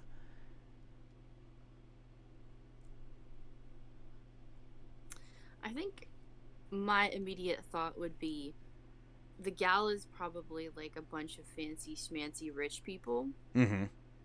And we should totally play on getting sponsorships. Mm. Yeah. Would we have to wear the name of the business on our armor? We could do that, or when somebody's like, "Oh, hey, we go on all these travels," and they're like, "We're looking for a fur trader or something." Be like, "I happen to know the right person for you," kind of thing. Do the yeah. Go ahead. My thought was sponsorships. Okay. Do the resplendent travelers have to get sponsorships? We're just trying to pay off our debt, so Why they give us money. Why are we so in debt? I don't get it. And Blight left, so we can't ask him. As best you understood it, it was from money was coming in, but once you take out all the corporate fees and expenses. So we have to pay for all the branding. Oh yeah, it's definitely one of those where it's like where it's like, oh yeah, and you're part of this corporation, and no, but you have to pay us out of your budget. Yeah, it's a total bullshit corporate thing. It absolutely happens. It's totally about boosting profit margin at a certain level because it has nothing to do. Yeah, it's a whole. Don't get me started. But yeah, it's a thing where like once the corporate back fees have been taken into account, you're not where you're supposed to be revenue wise in the black. So kind of, I think asked that question, but then he starts remembering. But then he turns to Buck, okay, and he picks up the whisper jar microphone tube, and he says into the whisper jar, "Is Acquisitions Incorporated a pyramid scheme?" And then he just puts the microphone down, and I have the the feeling that like that goes into the whisper jar and it kind of goes into the whisper net, and like other or other lore mongers now are hearing this, are hearing me say like, is Acquisitions Incorporated a pyramid scheme? Like they stumble across it at some point, like late night. Yeah. They're just reviewing their files and oh, what's this? What? It's on like the corporate server now that everyone has access to, but no one ever really uses. But if you went clicking around, you'd find that some of those files aren't actually like in protected, folders, and you open it like In plain text. Yeah, exactly. It's in plain text. There's no, it's not attributed to anyone. It's not saved under like the Eno file where it's like, oh, did Eno say this? And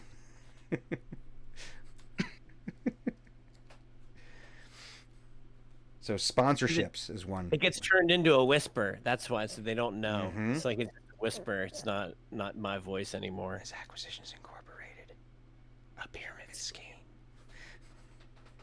This is the ASMR portion of the stream. No, it's not.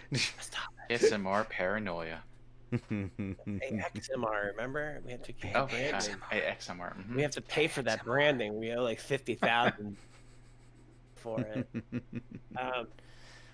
Yeah, I like your idea, Dren. I think sponsorships might be a good way to go.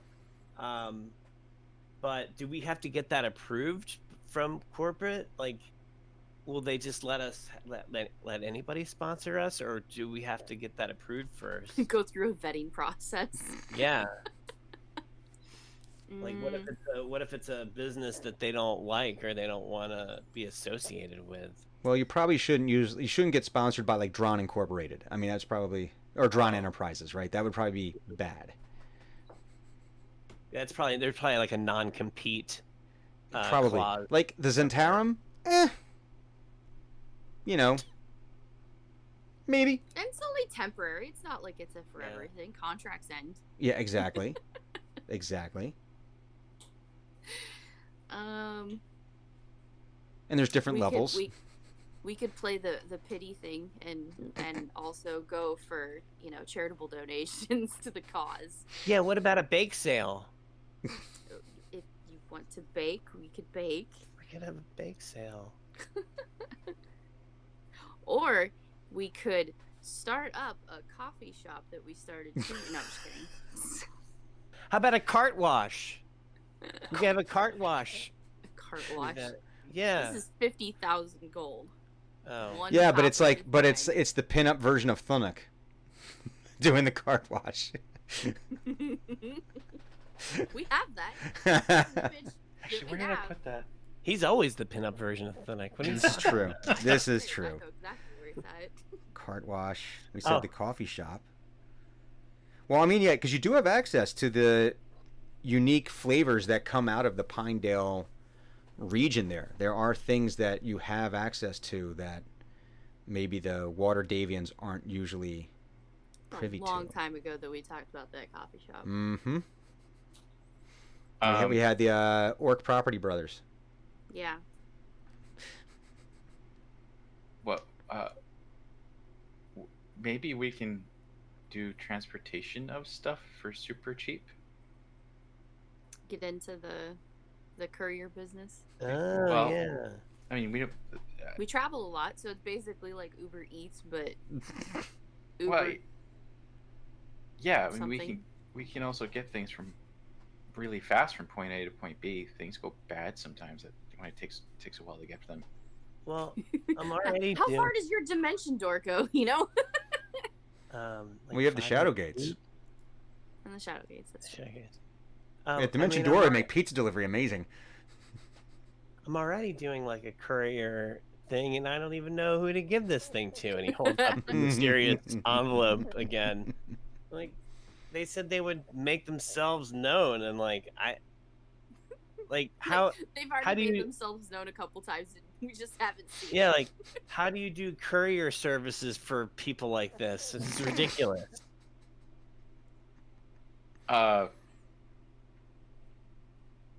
Wait, we were supposed to deliver a thing? Well, but I don't know who to deliver it to, and then they're just supposed to make themselves known, and they haven't. Oh, maybe they don't want it. Maybe we should open it and find out who it's for.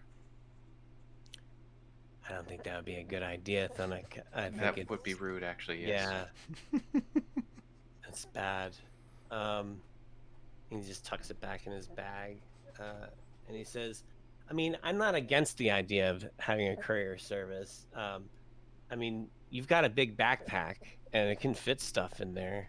It can fit Dren. Yeah, but then she wouldn't have any room to ride around. Well, I mean, Well, she rides on top of it, though, right? So yeah, she doesn't and have to go inside it. I can pull a cart as well as a horse can. True. So, We It's have true. established that. I mean, are we not supposed to use the shadow gates to go places without telling people? I mean, I can turn myself into a horse too for an hour, and pull a cart. That's true. Or just uh, giant eagle and then can fly it to somewhere. It's true. Air delivery. Air delivery. Boom. Airmail. Airmail Which I can also service. do because I'm like 90% sure I have polymorph. Yeah, you have it. I think. Yeah, we played that. We've played that game before. Yeah, With I've got Candlekeep. polymorph, so we can totally have air service, airmail. Yeah. Um, Hmm. You can get really Well- far as a giant eagle in an hour. If you can't get it there, we can. what is expensive that is hard to get from a long distance? That is easy. That if we could get it from far away and bring it here very quickly, would make a lot of money.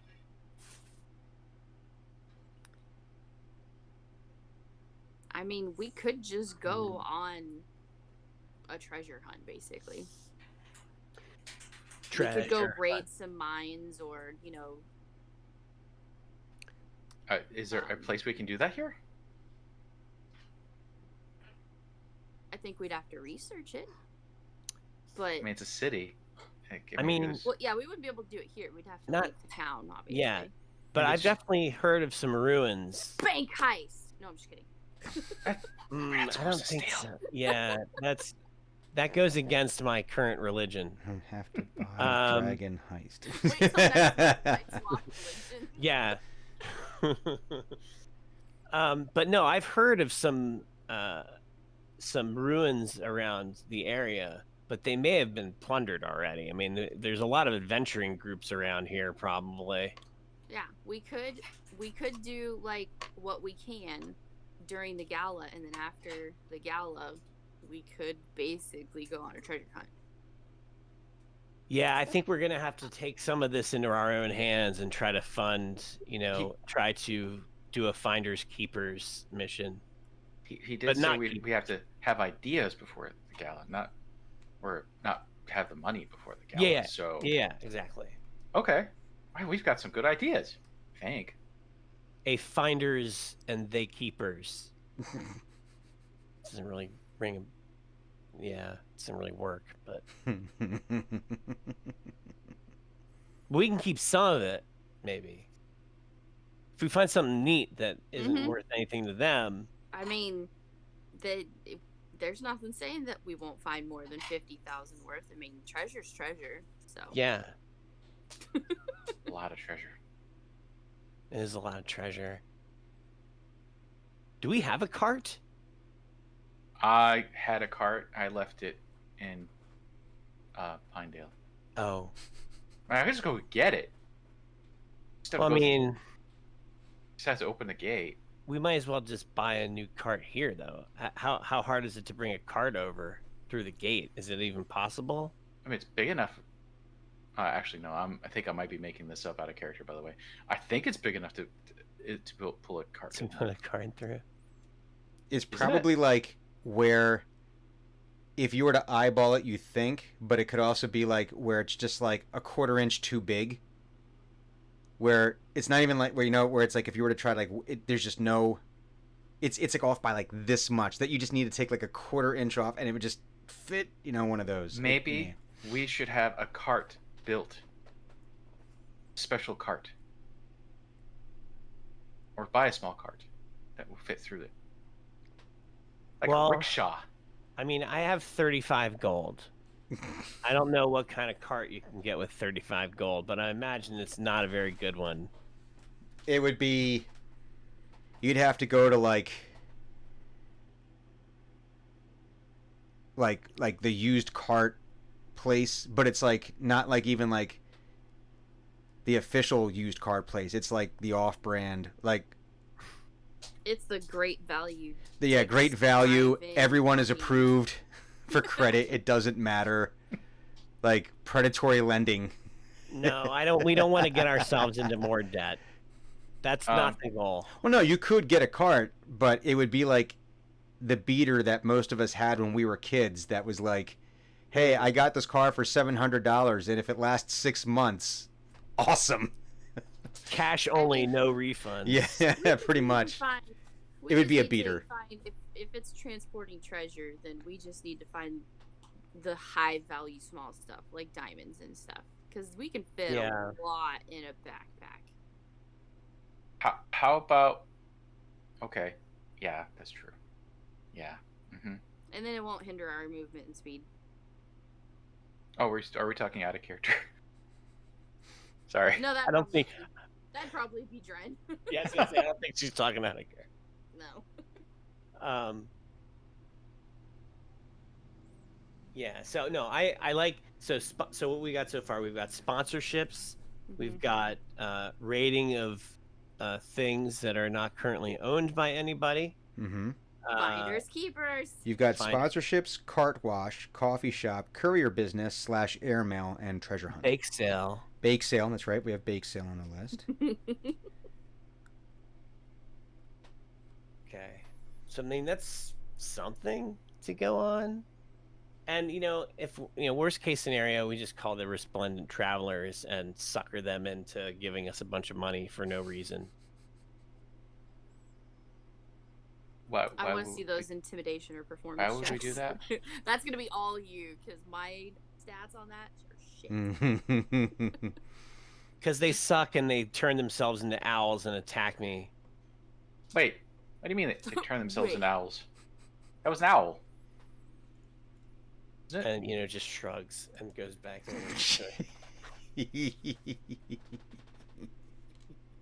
Finnick is now deeply conflicted because he does not know if he actually spoke with an owl or not. He did tell you he wasn't an owl. It clearly looked like an owl. Well, we have a choice here. Game-wise, we have a choice. Okay. Now that so all this I would count as a short rest. The time Excellent. you've spent talking this over, brainstorming, whiteboarding, if that is a thing you could do in your little area there. Because what's a brainstorming meeting without a whiteboard? I mean, and it's just, people talking. So the choice is this, and this is to you as the players. You can either continue to prepare yourself for the gala, which we are going to tackle next session, or it just so happens that you've reached level 10. Ooh. So you could spend this time deciding what you would like, what new toys you would like to play with. I want new toys. Okay. When you when you level, do you get your hit points back? I forget. No, I don't think it's automatic if you were to, because it's not supposed to happen in mid-battle. I would say that by the time you guys went out to go do anything, because if you're going to spend your time doing this, it would be like in quiet contemplation as characters. So I would count it then as a long rest, which then would count as your hit points getting back up and everything being replenished. Okay. Yeah. Well, Yeah, it's not like in an so- RPG video game where you want to level up because you're about to die, and I get all my hit points back when I level up. So what I'm gonna do is while we're talking and stuff, I'm playing my lute, Mm-hmm. and it's the Song of Wrath. The Thong of Wrath. Yeah, so that means that that if you want to roll hit dice to get hit points back, which I'm going to do, then you get an extra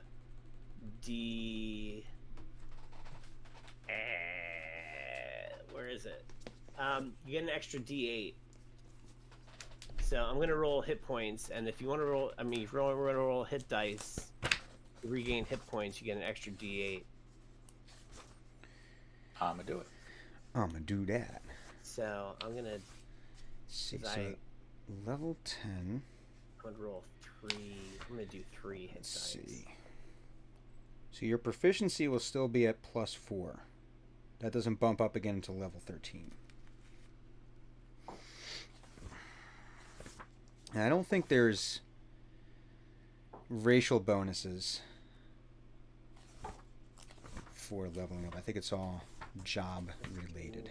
+2 is 7. So we've got I think it's entirely dependent on them. But yeah, probably not. well, I think there's with the jobs you can get ability bonuses as part of that. Yeah, so like I think it's like when you get to like 12th level, when you get to 8th level, you get a ability score improvement. So for the bards, that is Song of Rest. No, I'm sorry, you're level 10. That's right. So bardic inspiration becomes a D10. I get expertise. And magical secrets. Yeah. And this now is you a- have 2 5th level slots Yeah, this is a big thing. I don't and know if I'm 14 able to achieve that known. perspective. 14 known spells in total. And then Yeah. for It's a big I level. get 10 sorcery points now. That's the bards. And so what does that do? I'm just curious now. So we have expertise. At 10th level, you can choose another 2 skill proficiencies to gain this benefit. So you get to be Yeah, proficient. perception for sure. Mm-hmm. Because my perception is like +3 right now. It sucks. And then magical secrets. By 10th level, you have plundered magical knowledge from a wide spectrum of disciplines. Choose 2 spells from any class, including Right. bards. A spell So- you choose must be of a level you can cast, as shown on the bard table, or a cantrip. The chosen spells count as bard spells for you and are included in the number of spells known column of the bard table. Yep. And then it goes up again at 14th and 18th level. So you're this is where I unlocking. got- yeah, this is where I got counter spell, which Mhm. I've never used. Ooh. I've never had a chance to use counter spell, but I got that, and then it might be where I got polymorph. I can't remember. Hmm. But the one I was looking at before was like, it's like Aura of Vitality, which is like a healing spell. I might take that. I'm Ooh. not sure yet. Now But for the yeah, it's gonna cleric, take me some time. you get divine intervention. You now know Oh, yeah. 5. You can have 5 cantrips, and you get 1 additional 5th level slot. And what is divine intervention? And I for have this? another prepared spell. So up to 14 prepared spells for the day. Where does it say that? Yeah, I guess you do have. Yeah, that's right. You do have to have that, and then Yeah. divine intervention. You can call on your deity to intervene on your behalf when your need is great. Imploring your deity's aid requires you to use your action and describe the assistance you seek and roll percentile dice. If you roll a number equal to or lower than your cleric level, your deity intervenes. The DM chooses the nature of the intervention. If your deity intervenes, you can't use this feature again for 7 days. Otherwise, you can use it again after you finish a long rest. On 20th level, your call for intervention succeeds automatically. Jesus. I'm curious, what happens now with our sorcerer friend here? So at 10th level, 10 sorcery points, meta magic, 11 cantrips, Meta magic. and 2 5th level. So what is it? Meta magic. I'm pretty much fairly set on doing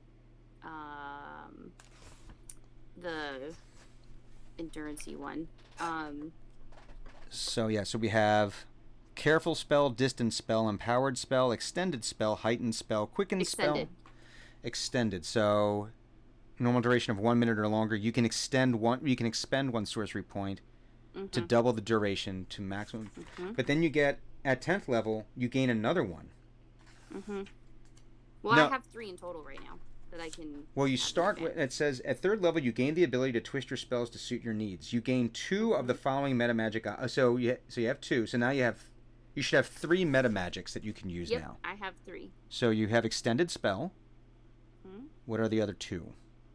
Oh, you want to know which ones I have? I'm curious. Okay. Because I don't think we've seen Let me these. go into my meta magic. So my first one that I have is empowered. So I can spend a sorcery point to re-roll the damage Mm-hmm. Up to to my your charisma. charisma, which can help. Yeah. And then I have twin spell, which I think I've used once. So I can spend a spell sorcery point to do basically same thing. Yeah, you with can the- spend a number of sorcery points equal to the spell's level to target a second creature in range with the same spell. 1 sorcery point if the spell is a cantrip. It must be incapable of targeting more than 1 creature, so it couldn't be an area effect. No. So it'd have to be like fire bolt, like 2 different Mhm. fire bolts or something like that. Magic missile, Yep. scorching ray aren't eligible. What? Wait, oh, because you can split magic missile. That's right. You can split magic missile. And But sorcery, ray of you can frost get and things in chromatic line. orb are interesting. Mhm. So Interesting. yeah, I'm at empowered, twinned, and extended now, Ah. which I'm excited about. I love meta magic. Yeah. And now I'm looking at my 5th level spells. Like, what can I add? Yeah. What are some of the spells you guys are looking on taking here? For 5th level, And you get I think you each get a new cantrip as well. yeah, I get a new cantrip. You I'll know, go back so and you'll do know that. 11 spells. Yeah. I mean, immolation is really calling to me because I love immolation. Because fire. Because fire. Insect plague is always fun, just because it's a bunch of locusts. Where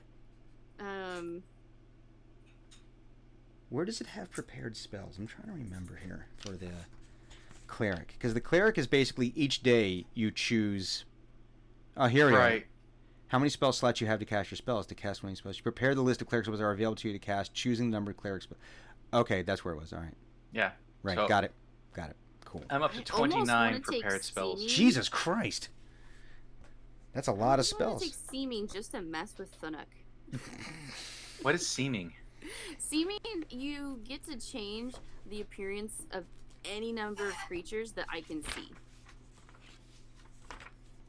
Okay. Bring that up right now. Seeming. Seeming's just funny. Change appearance of any number of range. You give each target you choose a new illusory appearance. An unwilling target can make a charisma saving throw.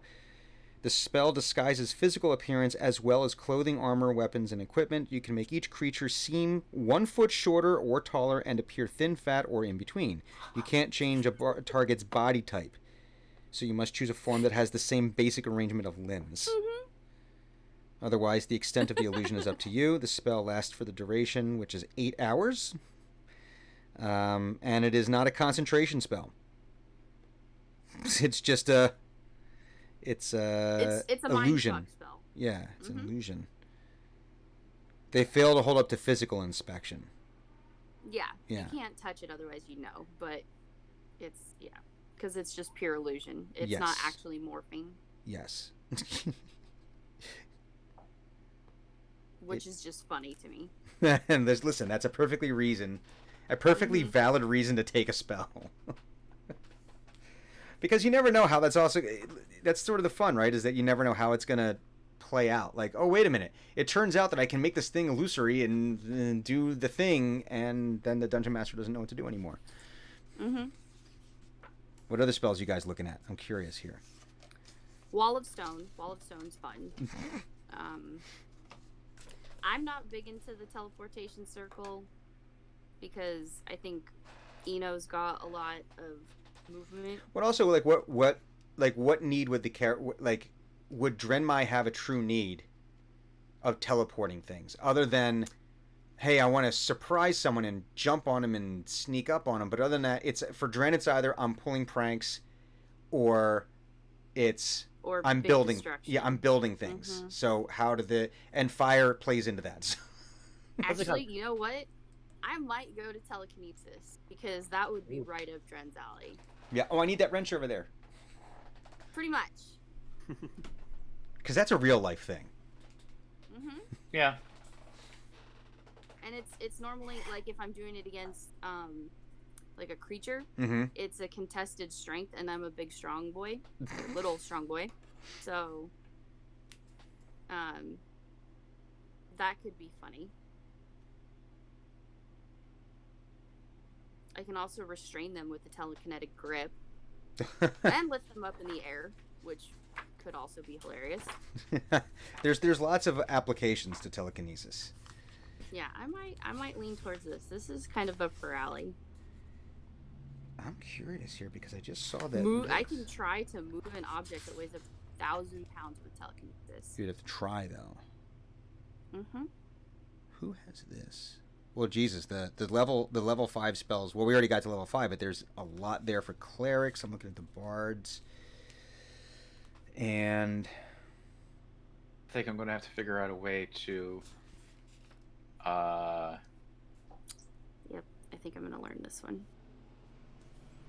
are these? Decide what spells the Nook has, like Wait, by is a it chart or something Oh, okay. each day. Maybe you like roll for it or something. Now I gotta figure out a cantrip. Create bonfire. Done. You know what's? Hang on.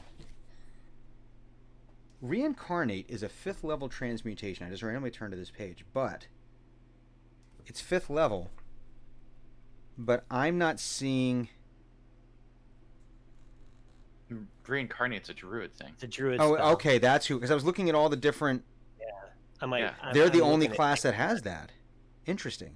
Not if you're a bard. Well, yeah.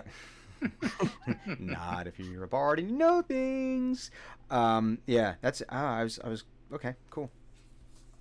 For a second, I was like, but no class has it, so why? I was looking at taking that, but it does cost 1,000 gold worth of materials, so I would never be able to cast it. Yeah. But having reincarnate would be pretty amazing. So like, Or do you start that's charging on people my- for it That's on my short list.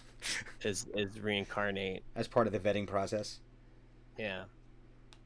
I like though that it's a random D100 roll to see what you show back up. Yeah. as. Well, that's what they did with Cathris. That's why he turned into a female. That's right. Trap. Right. Yeah. That's right. Interesting. Spoilers. Spoilers. Oh, sorry. If you haven't seen season 3, Yeah, that's season 3. That's. Mm-hmm. Incorporated C Team. Long I just time ago. fucked it up for you. Spoiler alert. And I'm really sensitive to people doing spoilers too. So Yeah. I totally forgot we were streaming. Right That's now. okay. Don't worry about it. And by the way, Yeah. we're streaming, and I just just spoiled chatting. a major plot point. It's totally fine. But that's kind of like if you ever strolled through, like I've stumbled across like spoilers just in YouTube where it's like you see, it's like, oh God, you just said something that's going to happen 2 seasons from now in the show that I'm watching, and Yeah.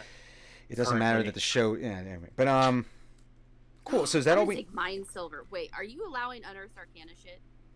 No, Why? because I don't want you to mine silver. Not I would mine. I would need a. Mine. I won't say no. I will say I would need a really good reason to allow some of Mind, the. mind sliver, as in a Mind sliver of a mind. Silver. It's Well, a describe to cantrip. me the spell. Yeah, because some of the I like some of the AE, but or the UA, but I also want to make sure it's not It's breaking. on D&D Beyond. Well, okay, so describe to me this spell. So this one, it's you drive a disorienting spike of psychic energy into the mind of one creature you can see within range. The targets must make an intelligence saving throw. Unless the saving throw is successful, takes 1d6 psychic damage, and the first time it makes a saving throw before the end of turn must roll d4 and subtract the number rolled from the save. Jesus. So you're spiking their brain with psychic energy. Yep. Very much Dren, so. Yeah, I think Wow. I'd. Okay, I'm fine with that. Yeah, that's. Okay.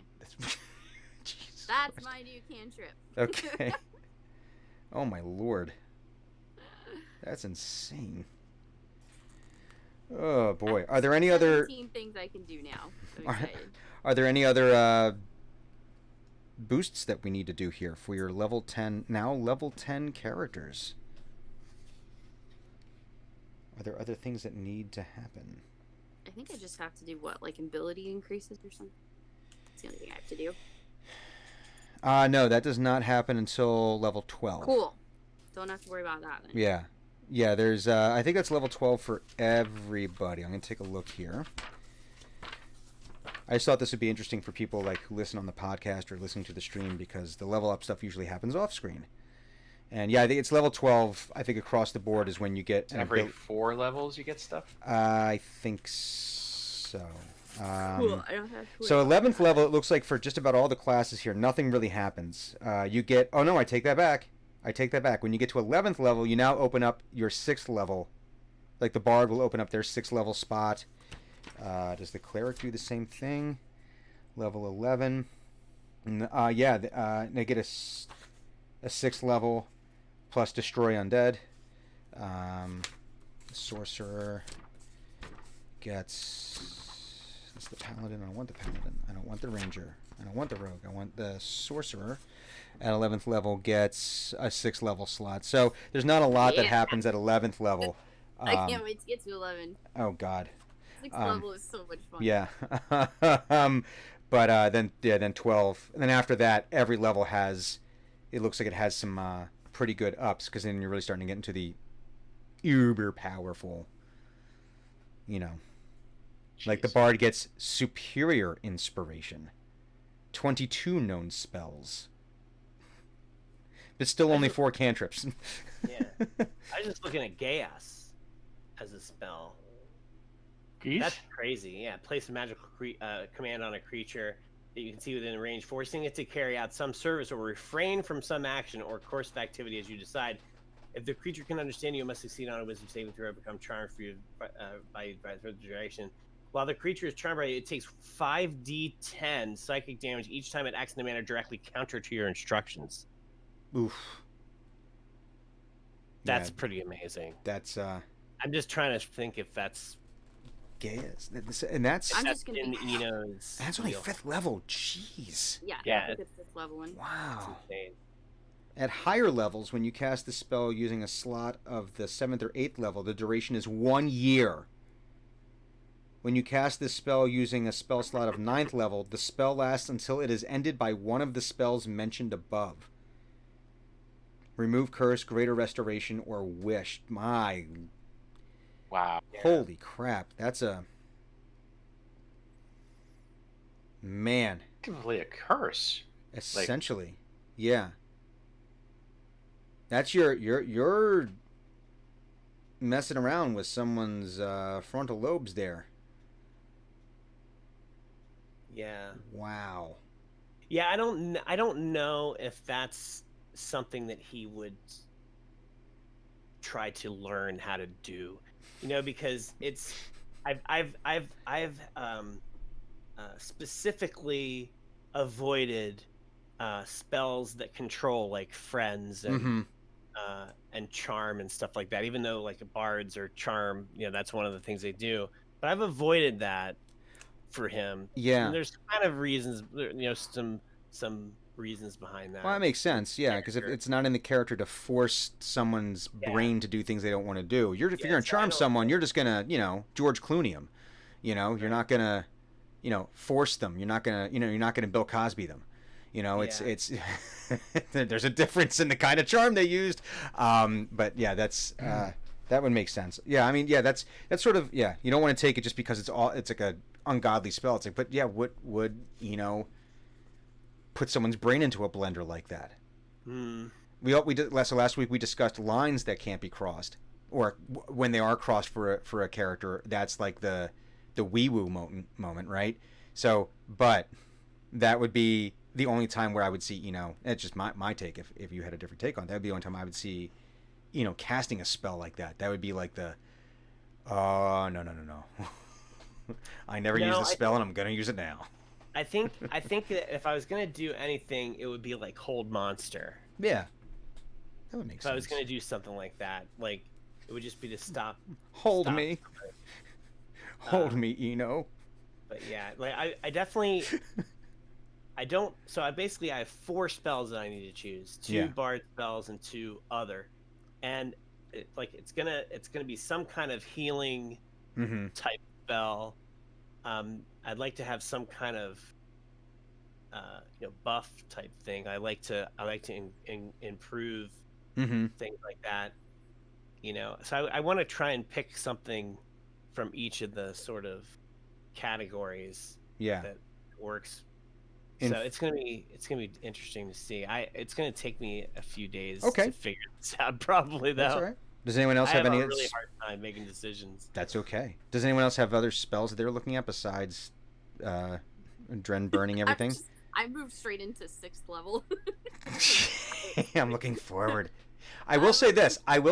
What I would like to do, because we're still kind of talking game stuff here, is look at your 6th level stuff, because you're going to have access to essentially a 6th level spell, and think about what your character would need to do to learn that spell between now and when they eventually achieve that level. Like what kind of leads Ren down the path to learning Circle of Death? Because I think that would be interesting. That it's like, so think about that, and we can talk about that offline. But think about that of if your character is going to learn this uber powerful spell, is it that it just sort of appears in their brain, which is how it's usually played, or is it because along the way you've learned things and you're able to finally all put it together and like, oh, wait a minute, that's how this works? Or is it that I want to learn how to Circle of Death things, which I have to look at now. Oh, God. It's either Circle of Death or Disintegrate are the two that I would most likely take on. Sphere of negative energy ripples literally- out I mean, at a it's 60-foot 10d6 radius sphere from a plus point within 40, range. Each creature in And enters. if it reduces the thing to 0, it literally just turns into dust. Oh my God. Yeah, no. And no the only way it can be restored is by a true resurrection or a wish spell. A target really takes mean. 8d6 necrotic damage on a failed save, or half as much at higher levels. Circle of Death. Yeah. Yeah. So they would. Yeah, it's like what would cause. It's driving. That would be her driving more her necromancy that she's been looking into. Yeah. Disintegrate would be. And it costs 500 gold to cast that. It does. It's not a cheap spell. So I guess yeah, but it would be what would the driving force be? And that would be some, or how would they go about learning it, right? Because it's not like all of a sudden out of nowhere. Oh, by the way, I know this incredibly powerful spell that I just read in a magazine. It's this is this that would take some research. So just something to think about for when the inevitable next level up happens. How and so that just maybe that flavors, and you don't even have to tell me what the spell is. Just think of it as flavoring your character's actions for when that event happens. Cloud kill, what the hell? So I have decided, I think, on a cantrip. My cantrip is going to be mending. Oh yeah, we need more healed.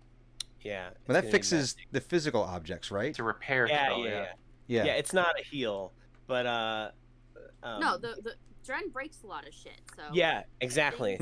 From her perspective, It repairs a single break or tear in an object I touch, such as a broken chain link, 2 halves of broken key, torn cloak, or a leaking wineskin, as long as the break or tear is no larger than 1 foot in any dimension.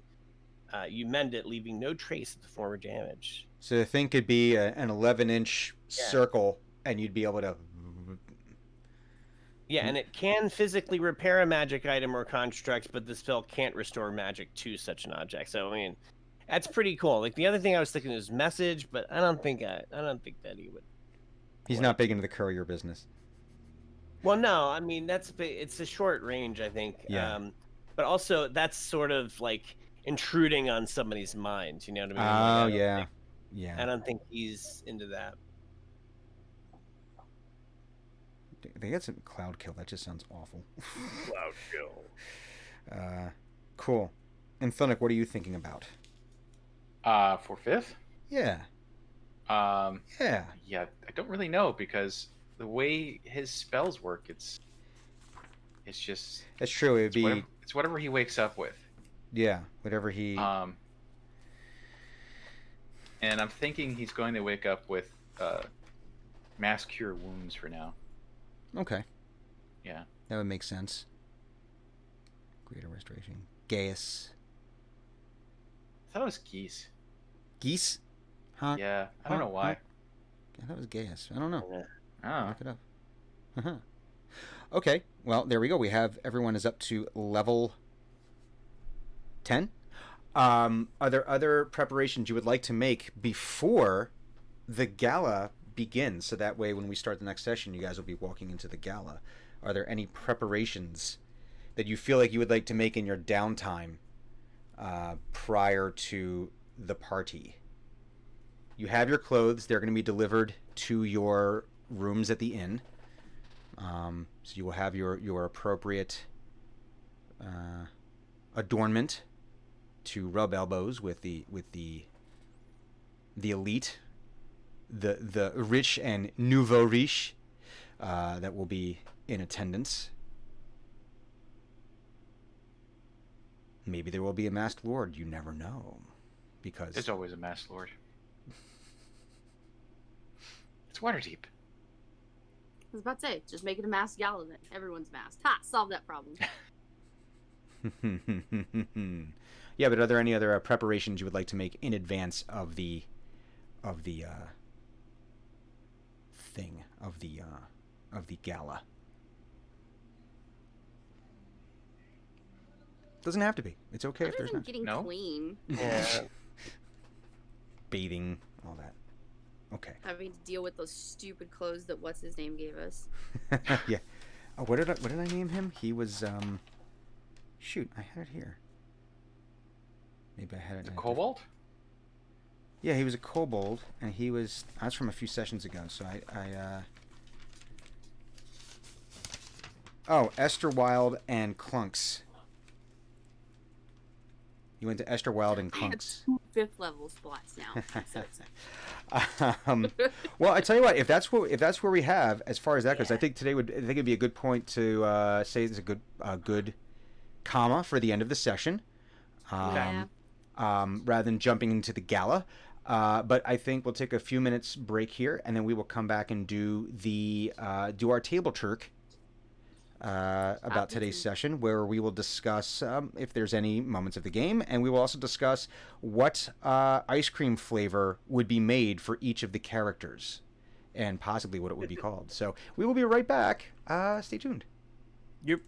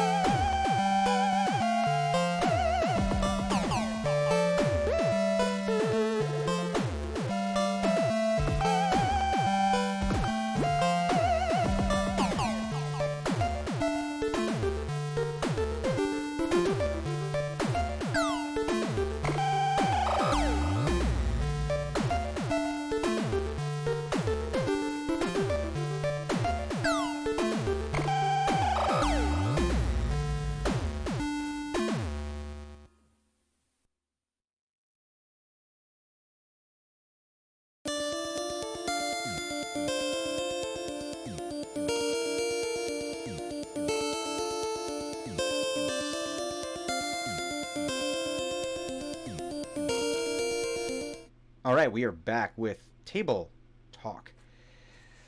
Let me do this here.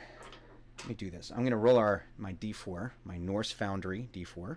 Oh, Quadrant 1, which would be Ivan Martino, played by Thonic Gentletrunk.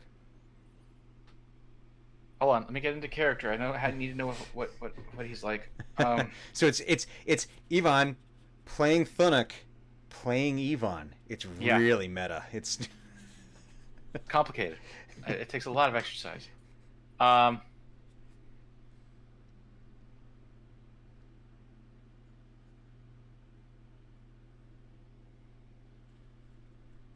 Unexpected Eagle is always fun. Yeah. Unexpected Eagle. And thank you for continuing Haverford West, in the direction of him just being a jerk. Oh, he's the biggest jerk. Haverford West is the biggest jerk. He just is. It's just when you were describing the scooting down the hillside or the volcano, Mhm. I was remembering when I was a kid. If you didn't have a sled and it was snowy out, you definitely had those snow pants that were slick and nylon-y or whatever, Mhm. and you were just like, I'm just gonna slide down my butt, whatever, man. And it back- always that seemed was- so much softer than what it was. You always found like hard packs of snow, The or rock. Or rocks. rocks, or tree branch that was buried. You're like, this looks so much. This better ground in is my really head than bumpy. Practicality. But you always went a lot faster than you would if you had a sled or something like that, because that Mhm. nylon was like super slick on snow. The only thing And I was faster just- would have been the disc sled that you started on, but always end up turning around the other direction and going down backwards. Never actually saw those. They're terrifying. I don't know They're if they exist outside of this awful, country. awful childhood memories right there. I think every Um, sledding injury I got was on one of those. I regret the idea after like I had gone downhill a bit, as Thunic had gone downhill a bit. I thought I could have used Stone Shape to make a toboggan and gone downhill. Didn't think of that. Oh, Well, just file it away for next time. Yeah. I'm sure there will be a next time. Moving in an anti-clockwise direction, it would bring us to Clues, played by Drenmai Gemweaver. Yeah, I was going similar with mainly specifically the eagle drop of the cacao. 'Cause it's just like we're going down, booking it down this hill, and then just airmail drop. That was definitely a fun moment. Going now to Roz, as played by Eno. Yeah, I would have to say that the interaction between Halverford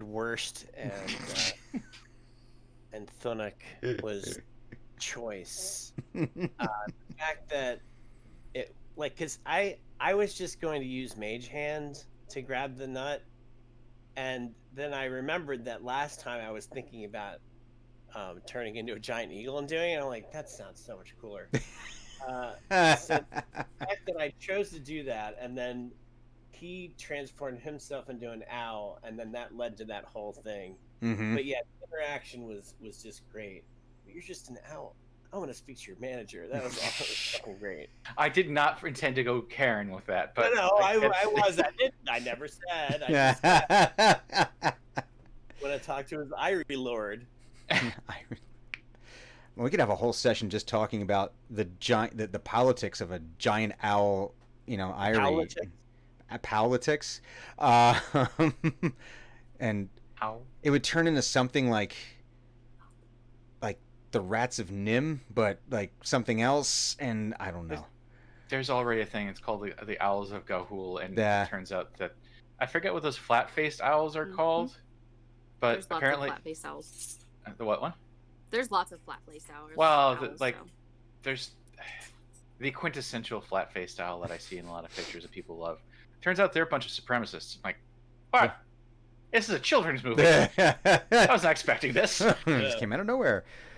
Yeah, having I'd say the interaction, that's always fun. Being able to play and give a voice to jerks. I enjoy voicing villains more than I enjoy voicing the heroes, for the most Are part. you thinking of these guys? Yes, Okay, Barn Owl. Barn Owl. barn owl. Yes, the main character was a barn owl, and apparently, like, when you're a kid, you think when you only hear stories about your heroes, like you are the hero in the story. Therefore, they look like you when you in your imagination. Um, so the main character thought, oh, clearly this heroic owl of legend is also a noble barn owl like myself. He's a little tiny little owl is what he was, and Owlet. it's and and is what the hero owl was.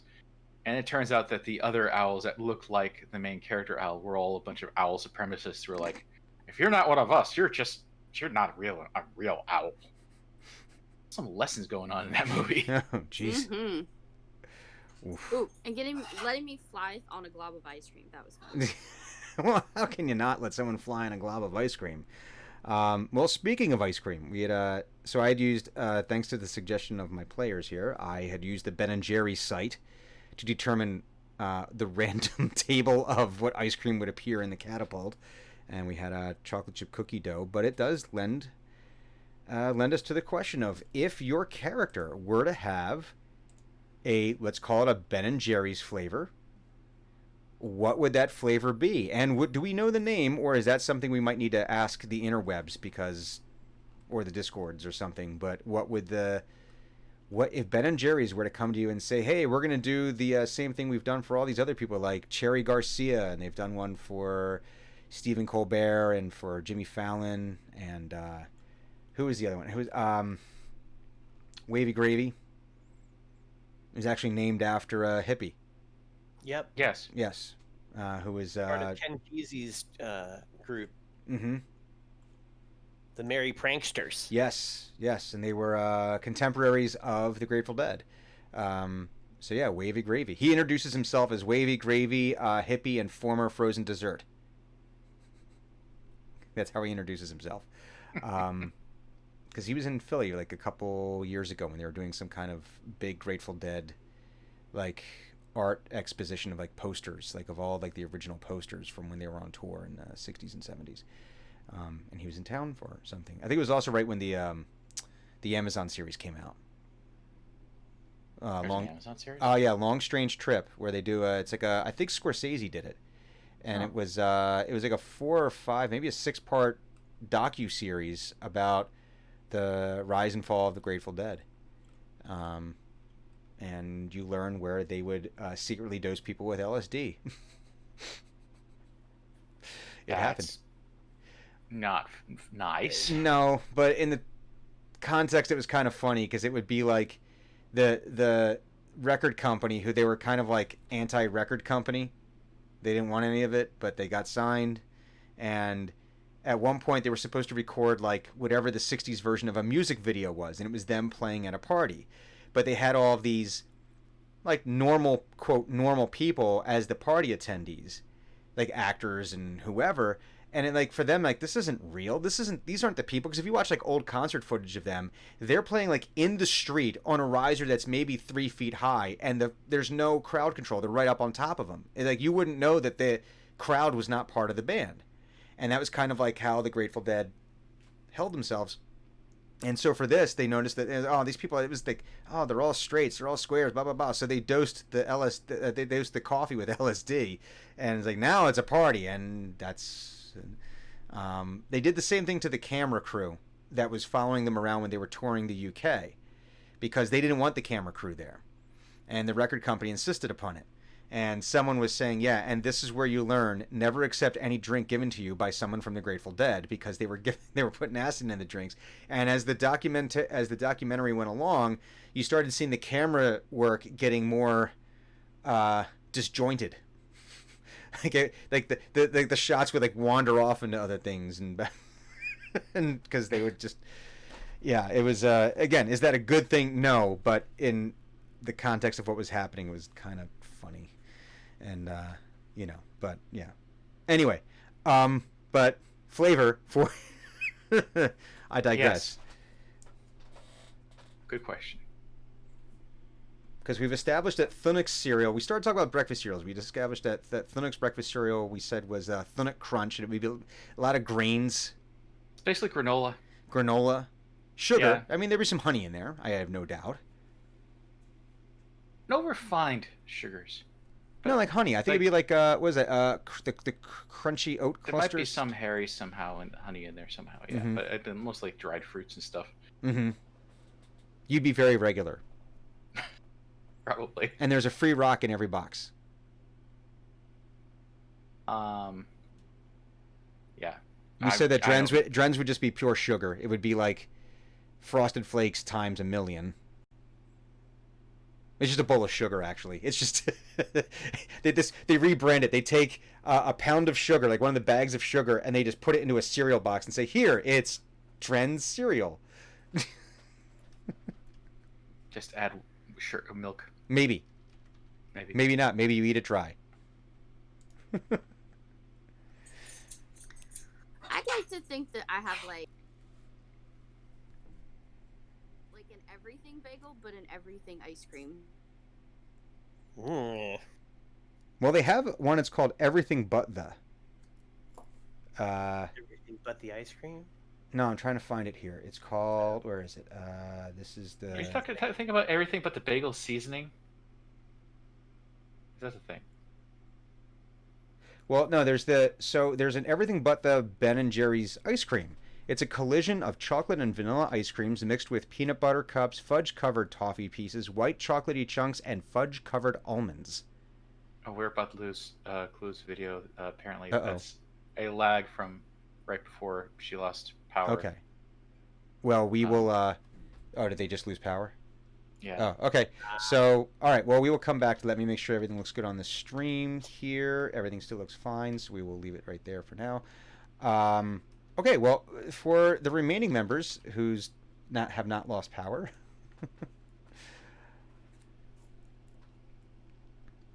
I think for Thunic it'd be something like Moose Tracks. Like a Moose Tracks type situation. Yeah. Like, so what's the base ice cream? Chocolate or vanilla? Vanilla. Vanilla. Okay, so a vanilla Moose Tracks type situation. Like if there was a cinnamon Moose Tracks. Oh, vanilla, cinnamon. I'm writing this down. Cinnamon Moose Tracks. Okay, I like that. I like that a lot. And what do we think for? What do we think for Eno? Oh, hang on. Let me adjust our screen here real quick while we think about this. Yeah, I mean, I'd probably go with like a Cherry Garcia. Musically inspired. Yeah, if we're going with so RL would be Cherry Garcia, but since his skin is kind of scarlet, the cherry, cherry ice cream, ice cream with cherries in it. So it's vanilla and then chocolate fudge chunks.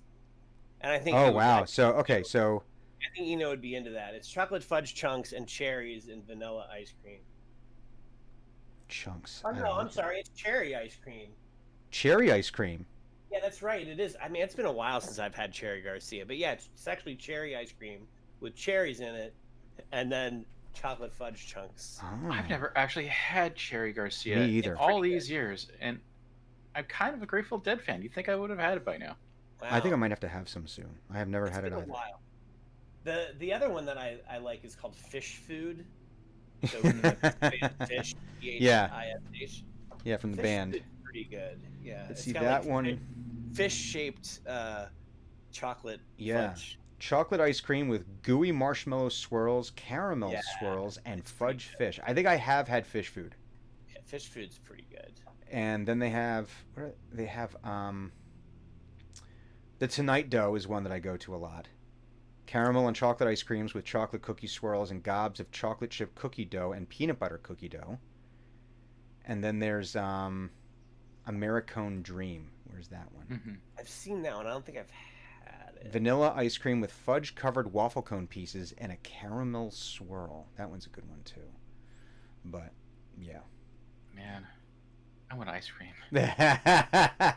Some of these I've never seen before though. Oh, they come out with new ones all the time. Pucker Upper. Raspberry sorbet with an extra tart lemonade sorbet swirl and sour sugar bits. Yeah, okay. Interesting. I'm not as big a fan of the fudge core ones. They're good. They're good, but Are you supposed to mix those up as you eat them, or like nah, it's how is that? it just you just eat with a chunk of fudge in the middle. They're Oh. good, but well, they're not always fudge. I take that back. So it's like a chocolate chip cookie dough core. Like they have a core, and it's but it's just if I want ice cream, I just usually just want the ice cream. I don't want it taken. I don't want space in the container taken up by non-ice cream unless it's like the stuff I expect it to be in the ice cream. But that's yeah. Boots on the Moon. A universe of milk chocolate ice cream with fudge cows and toffee meteor clusters orbiting a sugar cookie dough core. Okay. Chip Happens. This is a new one. A cold mess of chocolate ice cream and fudge chips and crunchy potato chip swirls. I don't know. I mean, the saltiness, but Potato that would be chips. perfect for Josh Schwerifice. But Clues would have to bring it to him. yeah. Since it's ice cream. But So Chip Happens. Or at the very least, just send it to him through like a food delivery service. You can and have send it, all I think, through the Ben and Jerry's freezer? site. I think you can actually have it delivered through the Ben and Jerry's Oh, site. really?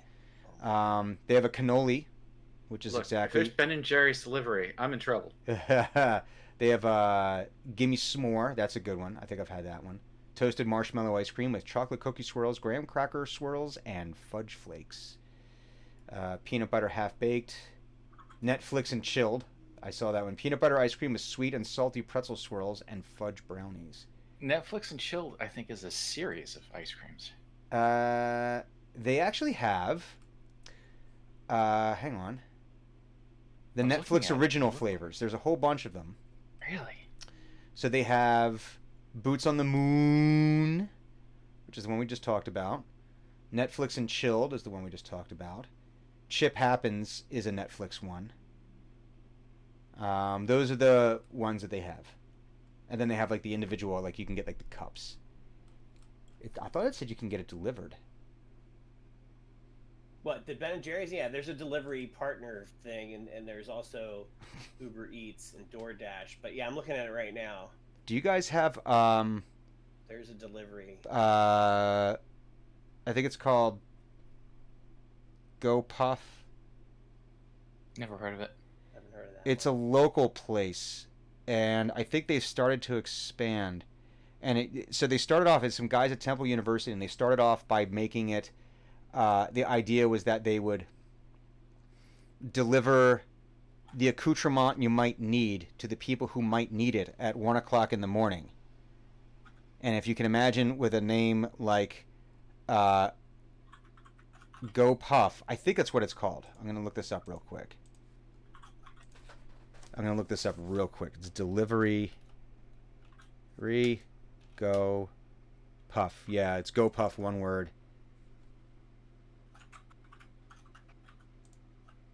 Yeah, Go Puff. So if you can imagine a company that's called Go Puff that is making deliveries to people at 1 o'clock in the morning, you can imagine the kind of things that were being delivered. Nothing illegal. Nothing illegal, but the legal parts of certain activities. Yeah. And they started this at Temple, and they expanded it into you can get just about anything delivered. And I know they're really big local, and I think they've actually expanded to a few other cities. But that's so you could probably get Ben and Jerry's through them. So, I know there's this type of service like that in Orlando mm-hmm. that started up when I was a student, and then kind of went away. And because they were delivering alcohol without having a license to sell alcohol. Yeah. It's a gray area that's very specifically written in Florida law and they're back now. Like the companies like that are back now because there's a need. No, it's not so much as a need. It's been back for a while. It's rather that the insurance liabilities have been written or readjusted Mm-hmm. verb wise so that, or verbiage wise, so that these companies can do that and not be held liable for Yeah. selling booze, because they're not selling booze.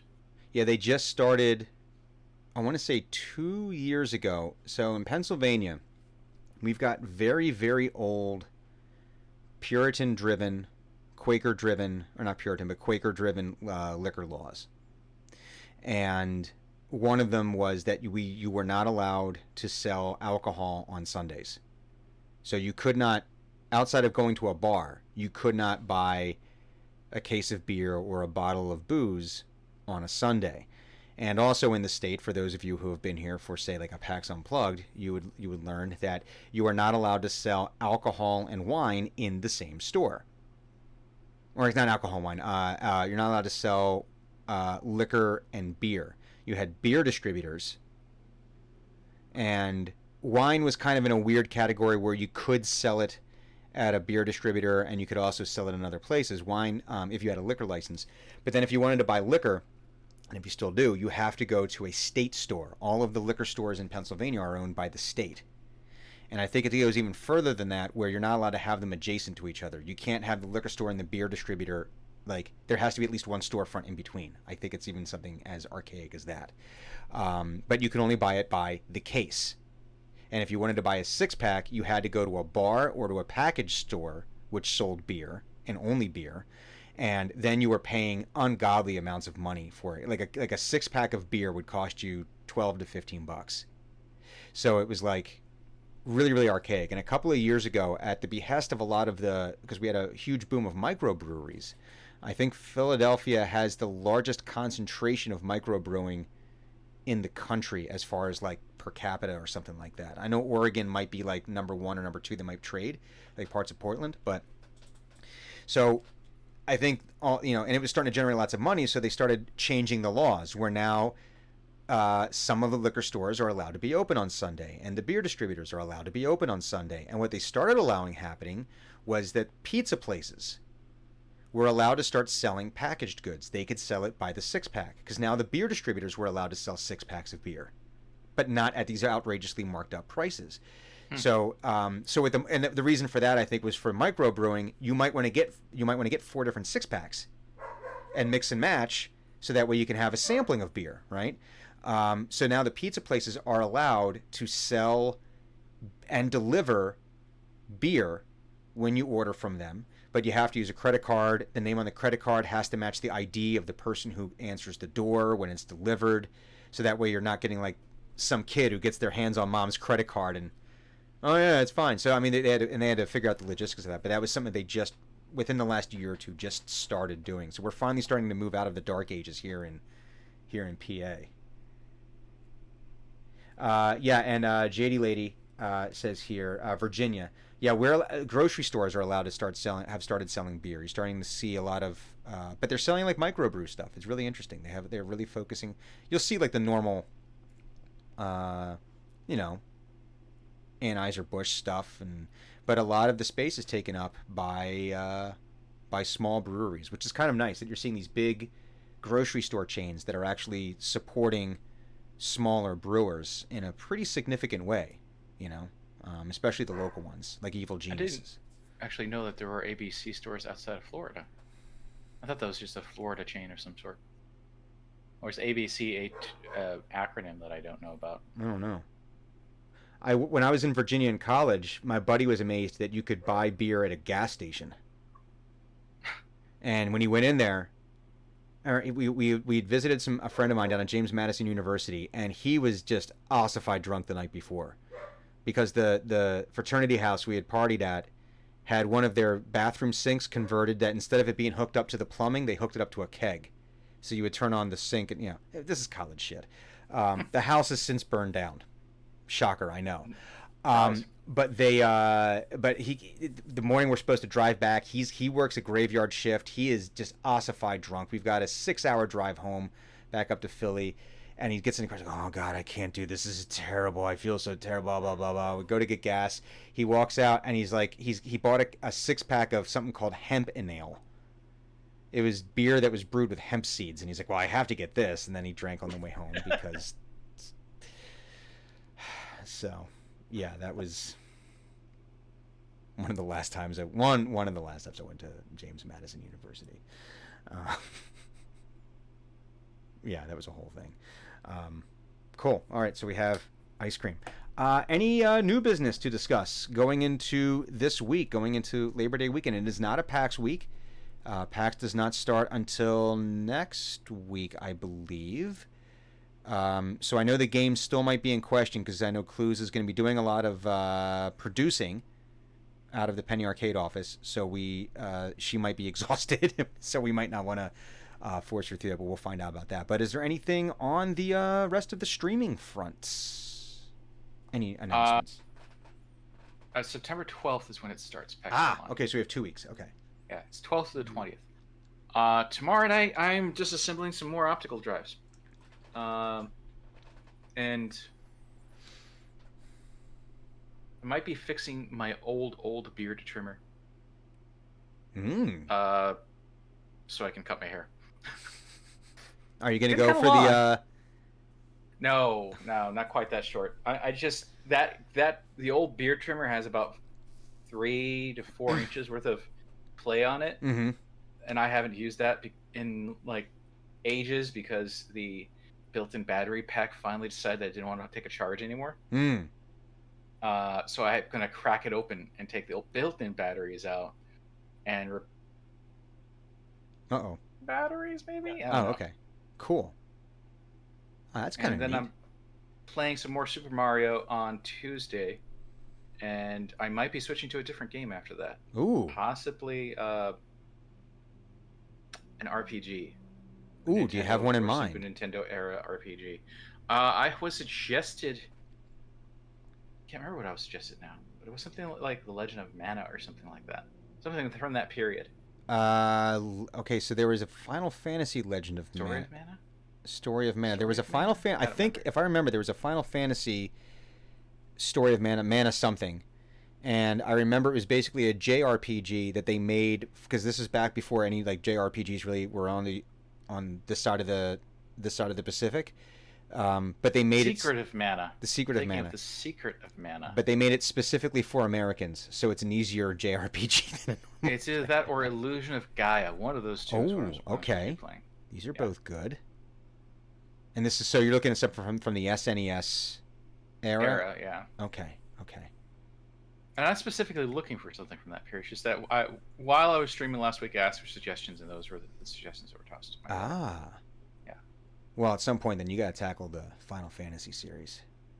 No, I'm not sure if I would, but I've played a chunk of the Final Fantasy series. Okay. So it's not high on the list. Oh, how about what am I thinking of? The Chrono games. Chrono Trigger? Yeah. I've never touched those. That was my brother's absolute favorite game. All of the Chrono games because it was the first time that I really remember there being a lot of like different endings available to you depending on how you played the game. Oh, this is an Akira Toriyama thing. Okay. And it there's actually because you can go back and constantly replay the game because the idea is to give time travel and all that. And I know that there is a way to beat the game in 12 minutes. Not on your very first go through, but there is a way to actually go through like on a New Game Plus and beat the game in 12 minutes. Okay. But I have yet to play it, but everyone I know that's played the Chrono games have absolutely adored them. So I'll just put that on your radar. Okay. Just put that on your radar. Roz, do you have anything for us here? Just trying to stay sane. I can understand that. I have now. So on the Transformers TCG front, as Yvonne and I have discussed sort of offline, we discovered that the game is no longer in production. Hasbro decided to end production back in July, partially because the game I just don't think performed as well as they thought it would, and then you add in COVID and game stores shutting down, and you can't run tournaments, and so Titan Masters was the last set that they're going to release for it. I'm in the process of putting Rise of the Combiners into the tabletop simulator version that I've been creating. I have one more main set to put in, the Rise of the not the Rise of the Combiners, the Titan Masters. And my hope is that by Labor Day or after Labor Day weekend to have something that people would be able to legitimately play. I'm working on a few other little tweaks because some of the cards require basically 3 sides. Mhm. And someone just tweeted at me a few minutes ago that there's a way to put cards into 3 different states. So I'm sort of learning some of the Unity coding along the way to figure out how to make some of this work. But my hope is that at the very least, minus any triple changers, that after Labor Day weekend there will be a playable version available for free on Tabletop Simulator with higher res graphics, instructions, and so I might at some point in a couple weeks do a learn and play for the Transformers game, so that way it can live on the interwebs, because it's a fun game. And Yvonne kicked my ass in it when we played when we did a alpha test of the first version I put up there, and he destroyed me.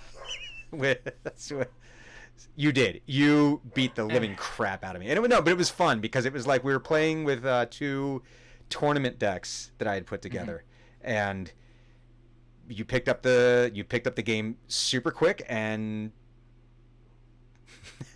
beat my team to a pulp.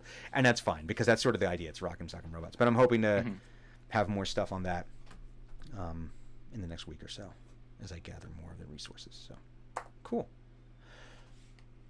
All right. Well, everybody who is watching us today, thank you very much for watching us. Everyone on the podcast, thank you very much for downloading and listening to us on the podcast. We have a few of those. And we will be back next week where Team X goes to a party. Should be fun. We'll see everyone. Be cool. Be cool to each other. Don't be a dick. Don't touch your face. Wear a mask. Wear a mask. Wash your hands. Wash your butt. Wash your hands. All right. Bye-bye, everybody. Bye.